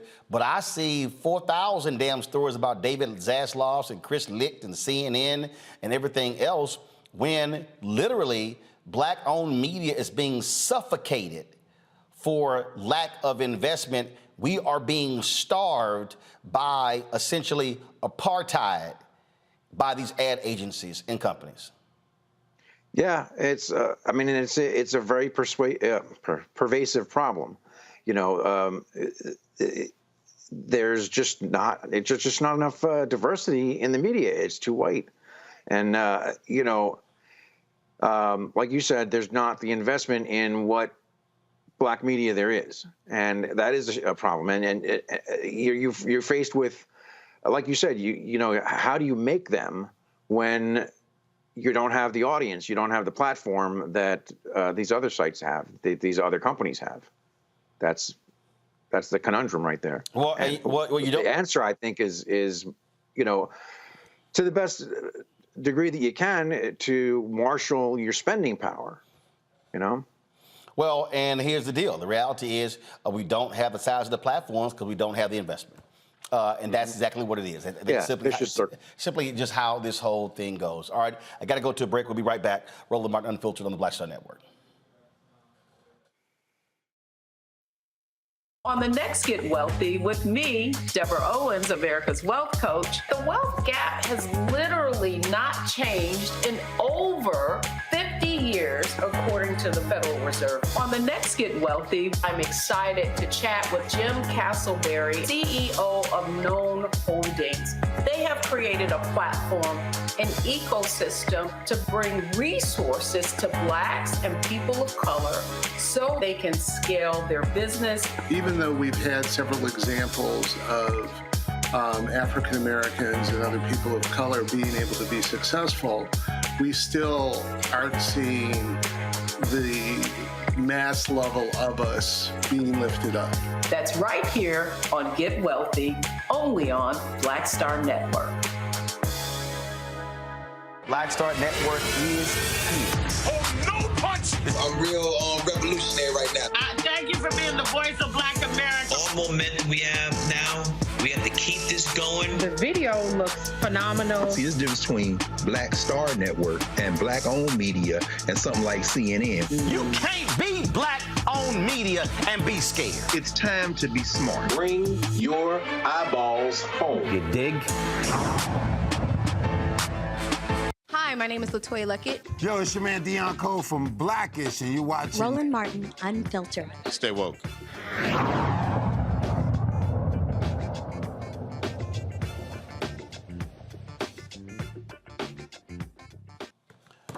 Now, y'all, there are some things that just tickle me to death. And I'm talking about that would just make me fall out and laugh.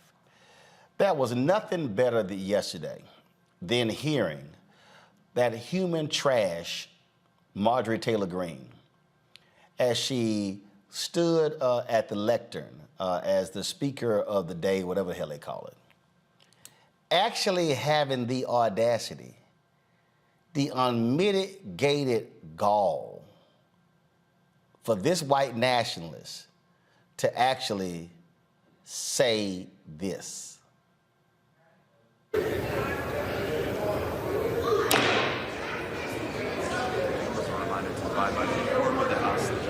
The members are reminded to abide by decorum of the House.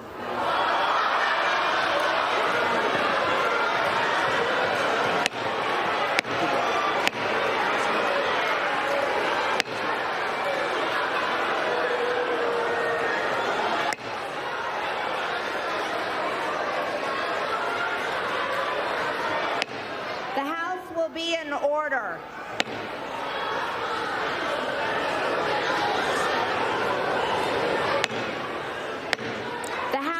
Be in order.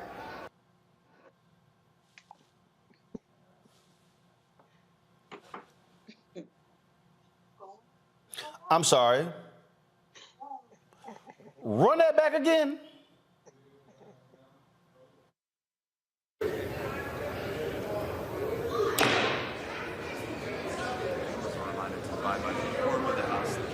The members are reminded to abide by decorum of the House.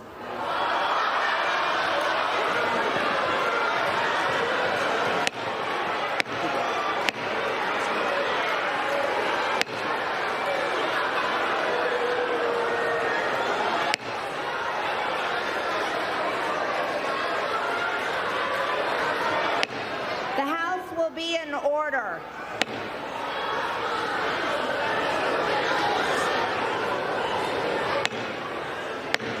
The House will be in order.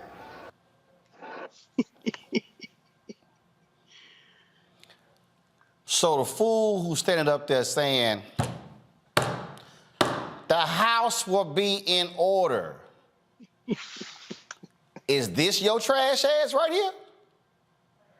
So some of my Republican friends want to take the economy hostage. I get it, unless I agree to their economic plans. All of you at home should know what those plans are. Instead of making the wealthy pay their fair share, some Republicans want Medicare and Social Security to sunset. I'm not saying it's a majority. Let me give you, anybody who doubts it, contact my office. I'll give you a copy. I'll give you a copy of the proposal. That means Congress doesn't vote. Well, I'm glad to see you. No, I tell you, I enjoy conversion. You know, it means if Congress doesn't keep the programs the way they are, they'd go away. Other Republicans say, I'm not saying it's a majority of you. I don't even think it's even a significant, but it's being proposed by individuals. I'm not politely not naming them, but it's being proposed by some of you. Look, folks, the idea is that we're not going to be moved into being threatened to default on the debt if we don't respond. Folks,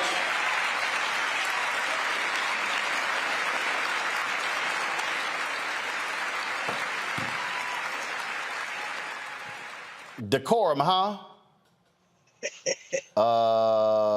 Am I the only one who remembers when Obama was president and Republicans showed their ass? Press play. Also those who claim that our reform efforts would ensure illegal immigrants. This too is false. The reforms I'm proposing would not apply to those who are here illegally. It's not true. And one more misunderstanding I want to clear up. Under our plan, no federal dollars will be used to fund abortions, and federal conscience laws will remain in place. Now, that must be something, Greg, to hear that fool of all people actually talk about the need for decorum.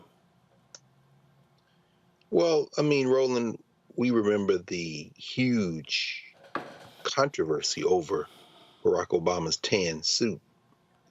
When the white nationalists mean decorum, they mean anything that isn't white nationalist.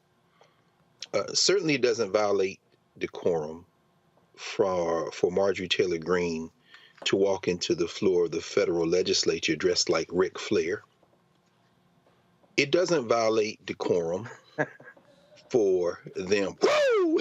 It doesn't violate decorum for them to come almost to blows and to pull each other back as Matt Gaetz threatens Kevin McCarthy and they start to almost fight with each other. But I would just say this. We know where this is headed. There isn't a show that you do. There isn't a night that you come on here that you don't give some form of history lesson. And if we want to know what comes next, when you start talking about people just basically doing whatever the hell they want in terms of not allowing other people to speak or this kind of thing, all we got to do is go back to 1850s. And how close are we now when they took the metal detectors down, when in the state of Florida, as of next month, open carry will be the law? How close are we now for somebody to put their hands on somebody in the federal legislature?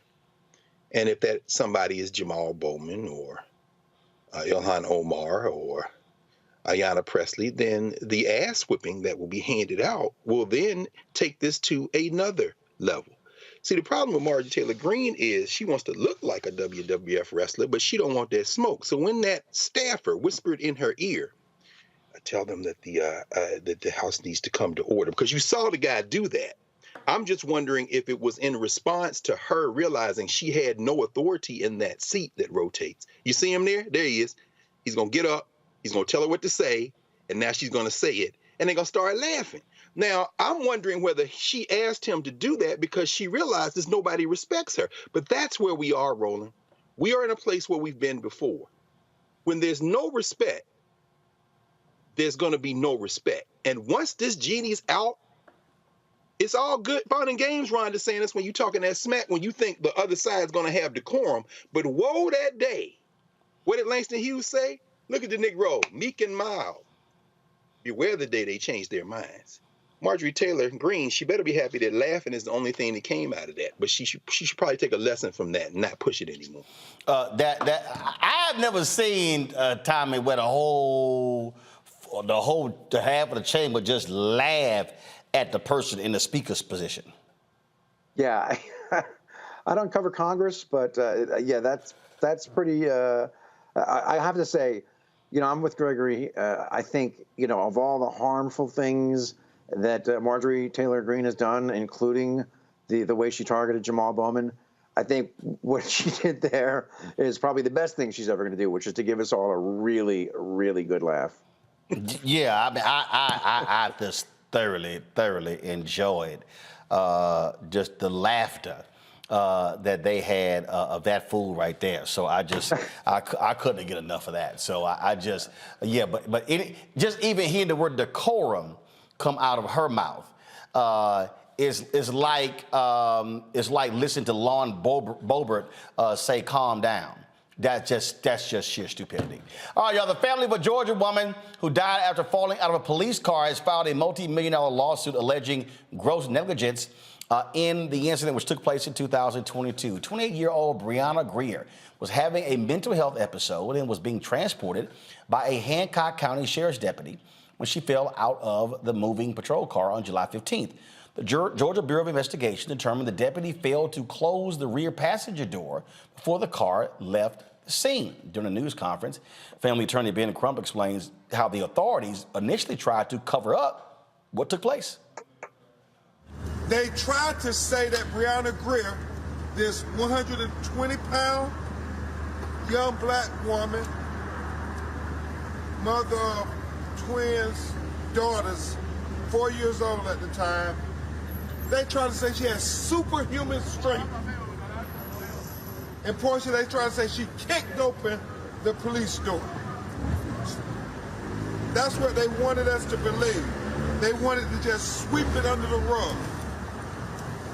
But thank God that you had a family who said that's not true. They wanted answers. Because the reality is they never closed that door and secured that vehicle. And when they were on the road, she fell out of that car, and since she was handcuffed, there was no breaking the fall. Her skull hit the road, it cracked in 2 places. She had a brain bleed.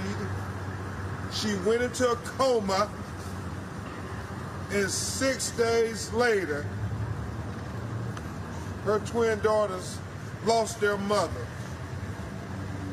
because of gross negligence at the hands of the police department that was supposed to help this young black woman who was having a mental health crisis.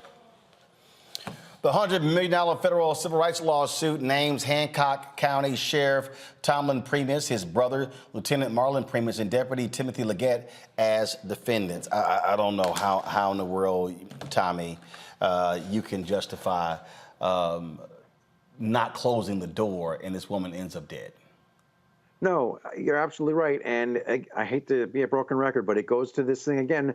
It's like you were saying about corporations. Well, it's even worse with the police. They will not do the right thing unless they are absolutely forced to do so. And this is about accountability. Why do you think that they thought they could get away with saying that she kicked that door open? Because they think they can get away with anything, because they can. Until something major is changed, and we keep pushing for it. And broken record again, but you have to vote. You need Democrats because Republicans are never going to do it. Greg? Yeah, Roland, I think, I agree with Tommy. I mean, here's the challenge, I think. Something's going to happen. We just don't know. Certainly, we saw with the death of Martin King, the people in our communities, over 100 cities in this country, for whom civil rights legislation had not changed the material conditions of their lives, they burnt the cities. The fact that there's more police body cam footage now than before, I agree with the state's attorney, Brave Boy, in that regard. The fact that we have these things that are seen over and over again, it may, and I think if history serves as any prelude, what we'll see is that Tim Scott, who did not make a mistake, did not slow walk or stall. Tim Scott went in, that's why we call him mission accomplished. Tim Scott's job was to make sure that that the immunity was not touched, that chokeholds were left in place. There was no federal legislation passed.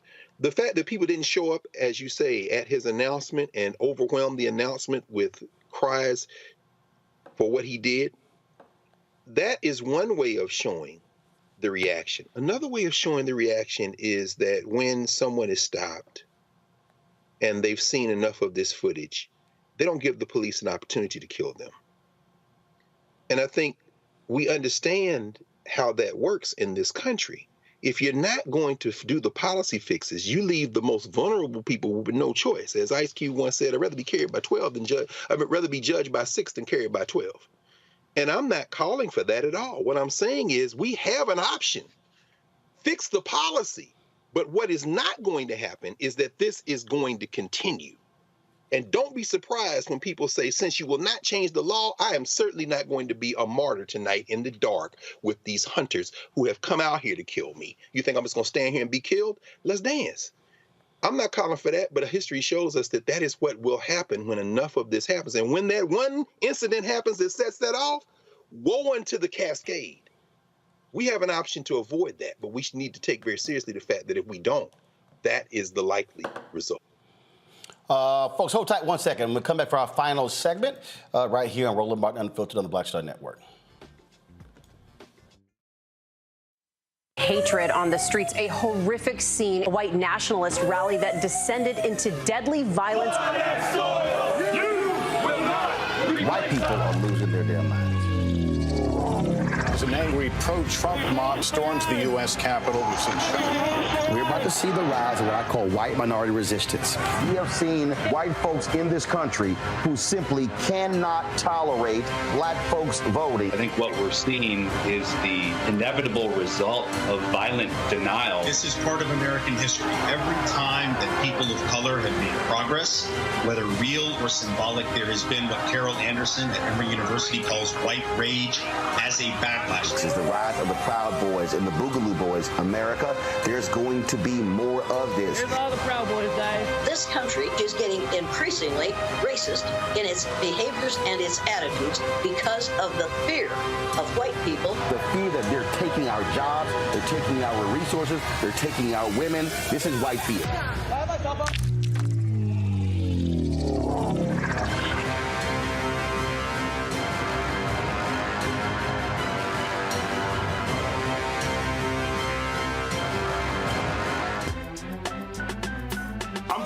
Muhammad, live from LA. And this is The Culture. The Culture is a two-way conversation. You and me. We talk about the stories, politics, the good, the bad, and the downright ugly. So join our community every day at 3 p.m. Eastern and let your voice be heard. Hey, we're all in this together. So let's talk about it and see what kind of trouble we can get into. It's The Culture. Weekdays at 3, only on the Black Star Network. Peace and love, everybody. I'm Purple Wonder Love. Hey, I'm Donnie Simpson. What's up? I'm Lance Gross, and you're watching Roland Martin Unfiltered.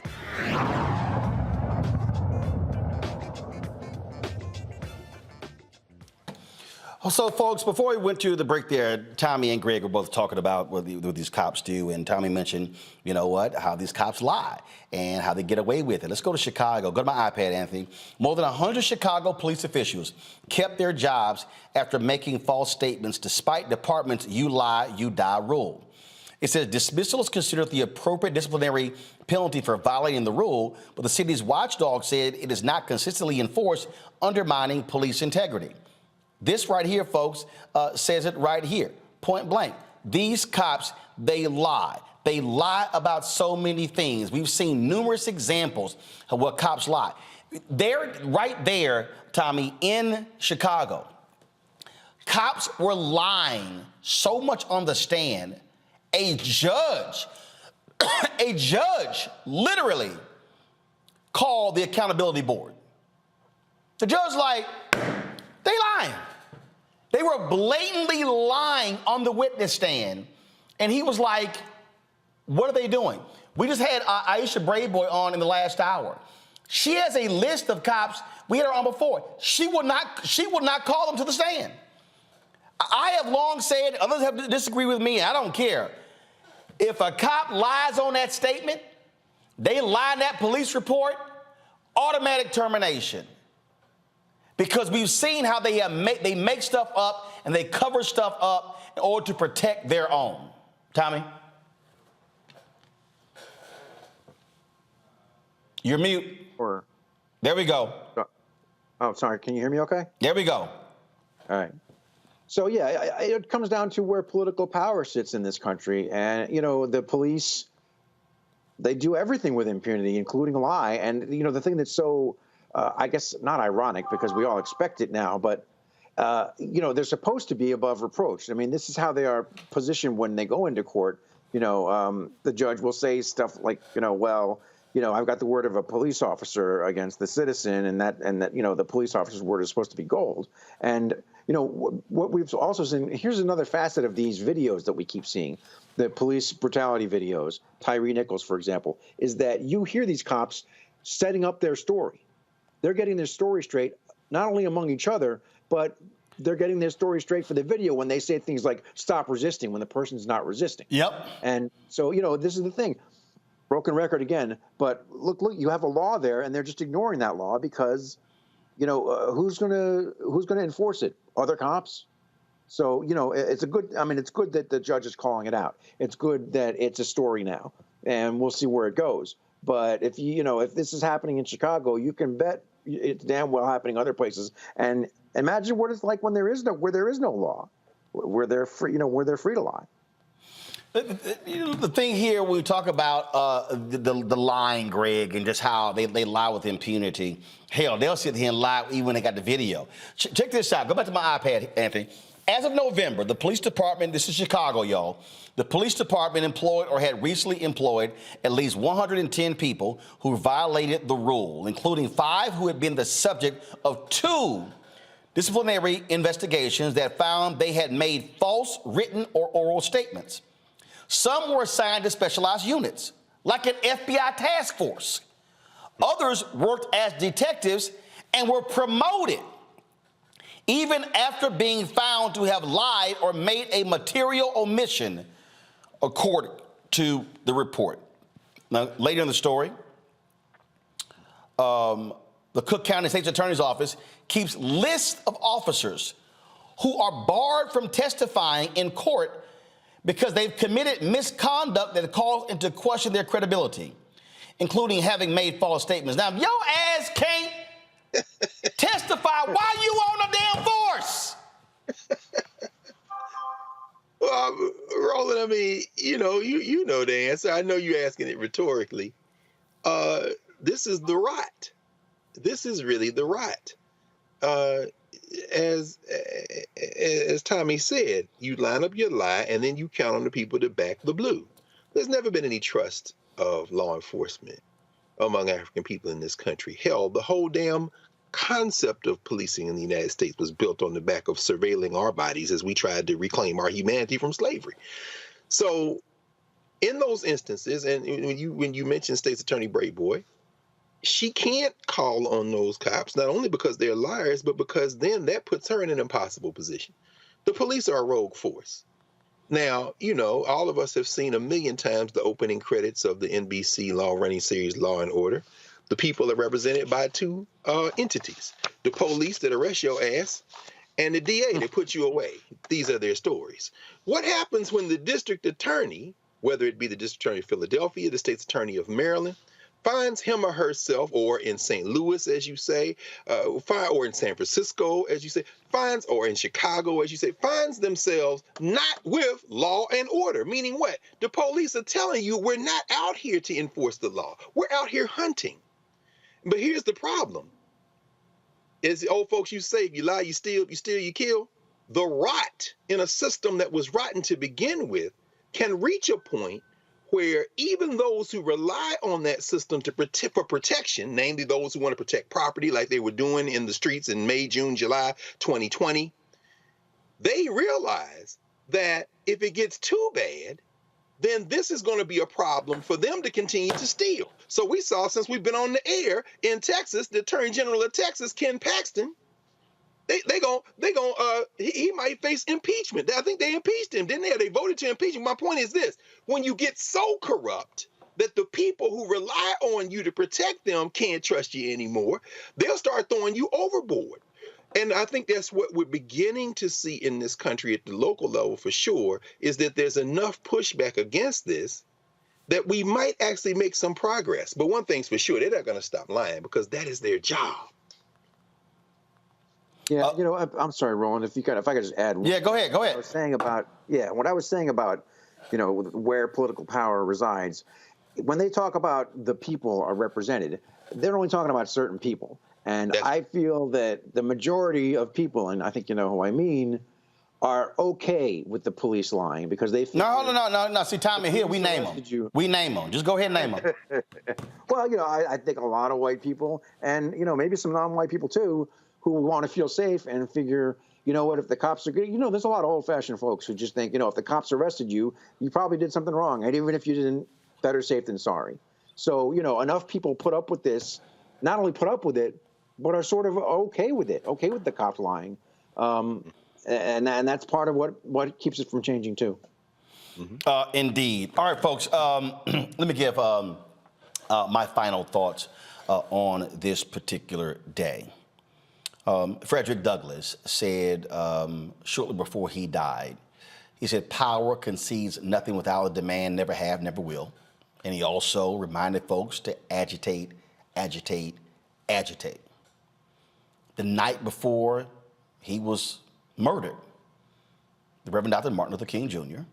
at Mason Temple in Memphis, Tennessee, said point blank what we must continue to do, and that is to put pressure, to apply economic pressure, to operate as a collective in order to change the system, in order to change the condition of African Americans. For all of you who are watching and who are listening, I need you to understand something that's very basic and extremely fundamental. And that is, your silence allows people to continue to do what they've always done. Now, there may have been other George Floyd events happening around Washington, D.C. today. But there is no reason in the world at 6 p.m. Eastern, Black Lives Matter Plaza was empty. Where are all of the Democratic politicians in Congress or on the city council in this city? Where were they? We talk about, well, the White House, they've done a lot. And I appreciate the video the White House submitted today. But are you telling me that would have been more powerful than either Biden or Harris or Merrick Garland standing in Lafayette Park at the end of the matter of Black Lives Matter, giving a national address on the need for massive police reform in this country? Are you telling me that they could not have said, I appreciate Karine Jean-Pierre speaking from the White House podium, but I'm talking about constantly elevating. Yeah, I know the debt ceiling negotiations are going on right now, but these folks are being paid enough to do more than one thing at one time.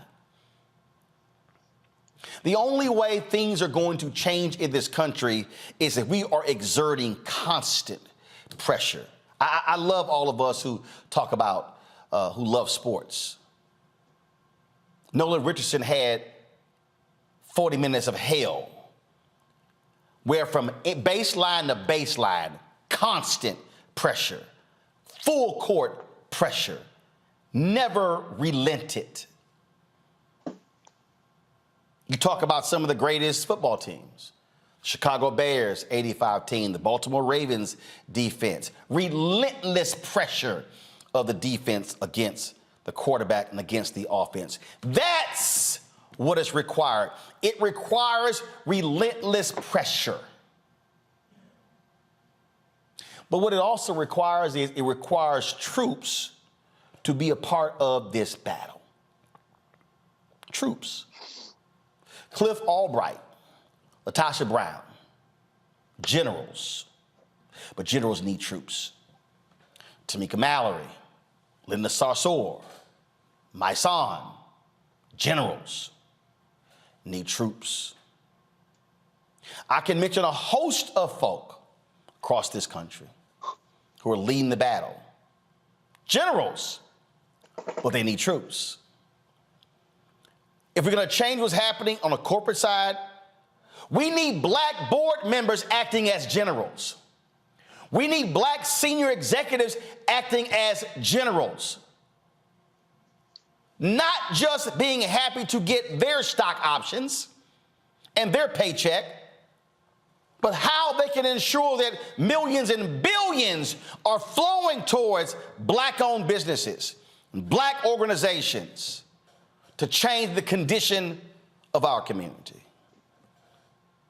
What it also requires is, it requires black celebrities not just tweeting and complaining about what Democrats and Republicans are not doing, but how are they harnessing their collective power in the name of Ossie Davis, in the name of Ruby Dee, in the name of Paul Robeson, in the name of Diane Carroll, in the name of Sidney Poitier, in the name of Harry Belafonte, in the name of so many others, in the name of Dick Gregory, to change the condition of this country.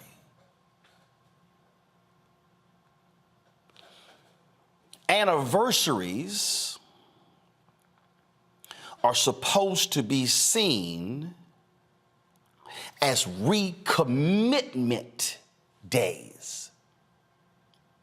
When a married couple renews their vows, the intent is for them to remind one another why they got married in the first place. That's what's called the renewing of the vows. And so if we're talking about the third anniversary of the death of George Floyd, if we're talking about the anniversary of the death of Trayvon Martin, or the day George Zimmerman was found not guilty, if we're talking about MLK's birthday, or the date that he was assassinated, or Malcolm X's birthday, or the date that he was assassinated, if we're talking about Fannie Lou Hamer, or Constance Baker Motley, or any Septima Clark, or any number of the people who came before us, it is going to require us to renew our commitment to the struggle. Because what this generation cannot do is simply sit on our collective asses and complain about the conditions of this country and our states and our cities and then do nothing. So the NAACP and the Human Rights Campaign have issued travel advisories for the state of Florida. And I understand why. But what I want to know is, where is HRC and the NAACP's education initiative to change school boards and to run folk and to elect folk and to organize folks? Where's that plan? We've invited Derek Johnson, the president and CEO, on this show to discuss the travel advisory. But I want to know, where's the plan for 2023 and 2024?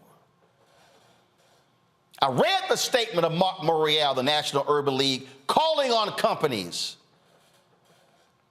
to recommit themselves to the donations they made. But I want to know, where's the accountability plan? When I say the plan, when's the meeting? Who we meeting with? Who we're challenging? And then, are we coming back to Black America and coming to Black-owned media and telling Black folks who answered the call, who didn't answer the call, which then should tell us who we should be supporting? At some point, we have got to stop having performative days of sadness and use these days to serve as bonfires that light us up and fire us up to demand change. As long as there is breath in your body, there's something you can do. The question is, are you prepared to do it? And it's only a question you could ask and answer. You know what we are going to be doing. I love that scene from Scandal. Man, Joe Morton says to Olivia, come hell or high water, you leaving? And he said, I am the hell and the high water. Let me be perfectly clear. To every corporation that thinks you are going to get over on Black people, oh, I am the hell and the high water. And I'm going to continue to give hell every single day, as long as there is breath in my body. And when I'm not here, I want these videos to still be ringing in your ear. Almost done. That's how change happens. Again, thank Teresa, thank Greg, thank Tommy. Folks, we appreciate it. Folks, you have a great day. Don't forget to support us in what we do. Download the Black Star Network app. Apple phone, Android phone, Apple TV, Android TV, Roku, Amazon Fire TV, Xbox One, Samsung Smart TV. Support us with your dollars. Your dollars make it possible for us to do what we do and to cover what we cover. And so your check and money orders are critically important. Send them to P.O. Box 57196, Washington, D.C. 20037-0196. Cash App, $RM Unfiltered. PayPal, R Martin Unfiltered. Venmo is RM Unfiltered. Zelle, Roland at RolandSMartin.com. Roland at RolandMartinUnfiltered.com. Let me give a shout out to the folks who gave via Cash App during the show. Thank you so very much. To Crystal George, Tommy Williams, K. Deal, Cordell Rucker, Ingrid John, Tori Green, Joan Warren, Annette Allen, Benjamin Magwood, Megawatt Beauty, Albert Estwick, Larry Roberts, Tommy Williams, Charles Berry, Anita Nickens, Stacy Robinson, Denise Williams. Thank you so very much for supporting us right here on Roland Martin Unfiltered. Again, you can give in all these different ways. Please do so. You can also support us by buying my book. That is White Fear, How the Browning of America is Making White Folks Lose Their Minds.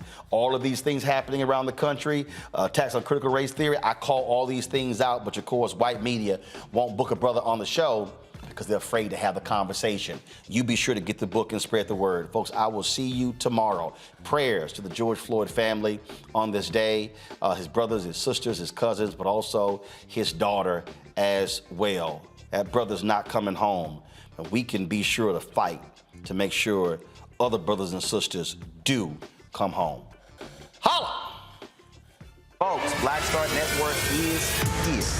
Hold no punches! I'm real revolutionary right now. Support this man, Black Media. He makes sure that our stories are told. Thank you for being the voice of Black America, Roland. Stay black. I love y'all. All momentum we have now We have to keep this going. The video looks phenomenal. See, there's a difference between Black Star Network and Black-owned media and something like CNN. You can't be Black-owned media and be scared. It's time to be smart. Bring your eyeballs home. You dig?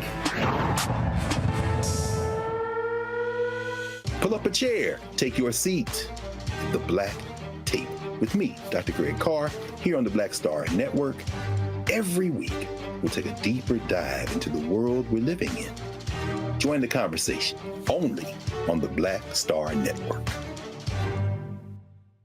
Hi, I'm Dr. Jackie Hood Martin, and I have a question for you. Ever feel as if your life is teetering and the weight and pressure of the world is consistently on your shoulders? Well, let me tell you, living a balanced life isn't easy. Join me each Tuesday on Black Star Network for A Balanced Life with Dr. Jackie. We're all impacted by the culture, whether we know it or not. From politics to music and entertainment, it's a huge part of our lives, and we're going to talk about it every day right here on The Culture with me, Faraji Muhammad, only on the Black Star Network. I'm Deborah Owens, America's Wealth Coach, and my new show, Get Wealthy, focuses on the things that your financial advisor and bank isn't telling you, but you absolutely need to know. So watch Get Wealthy on the Black Star Network.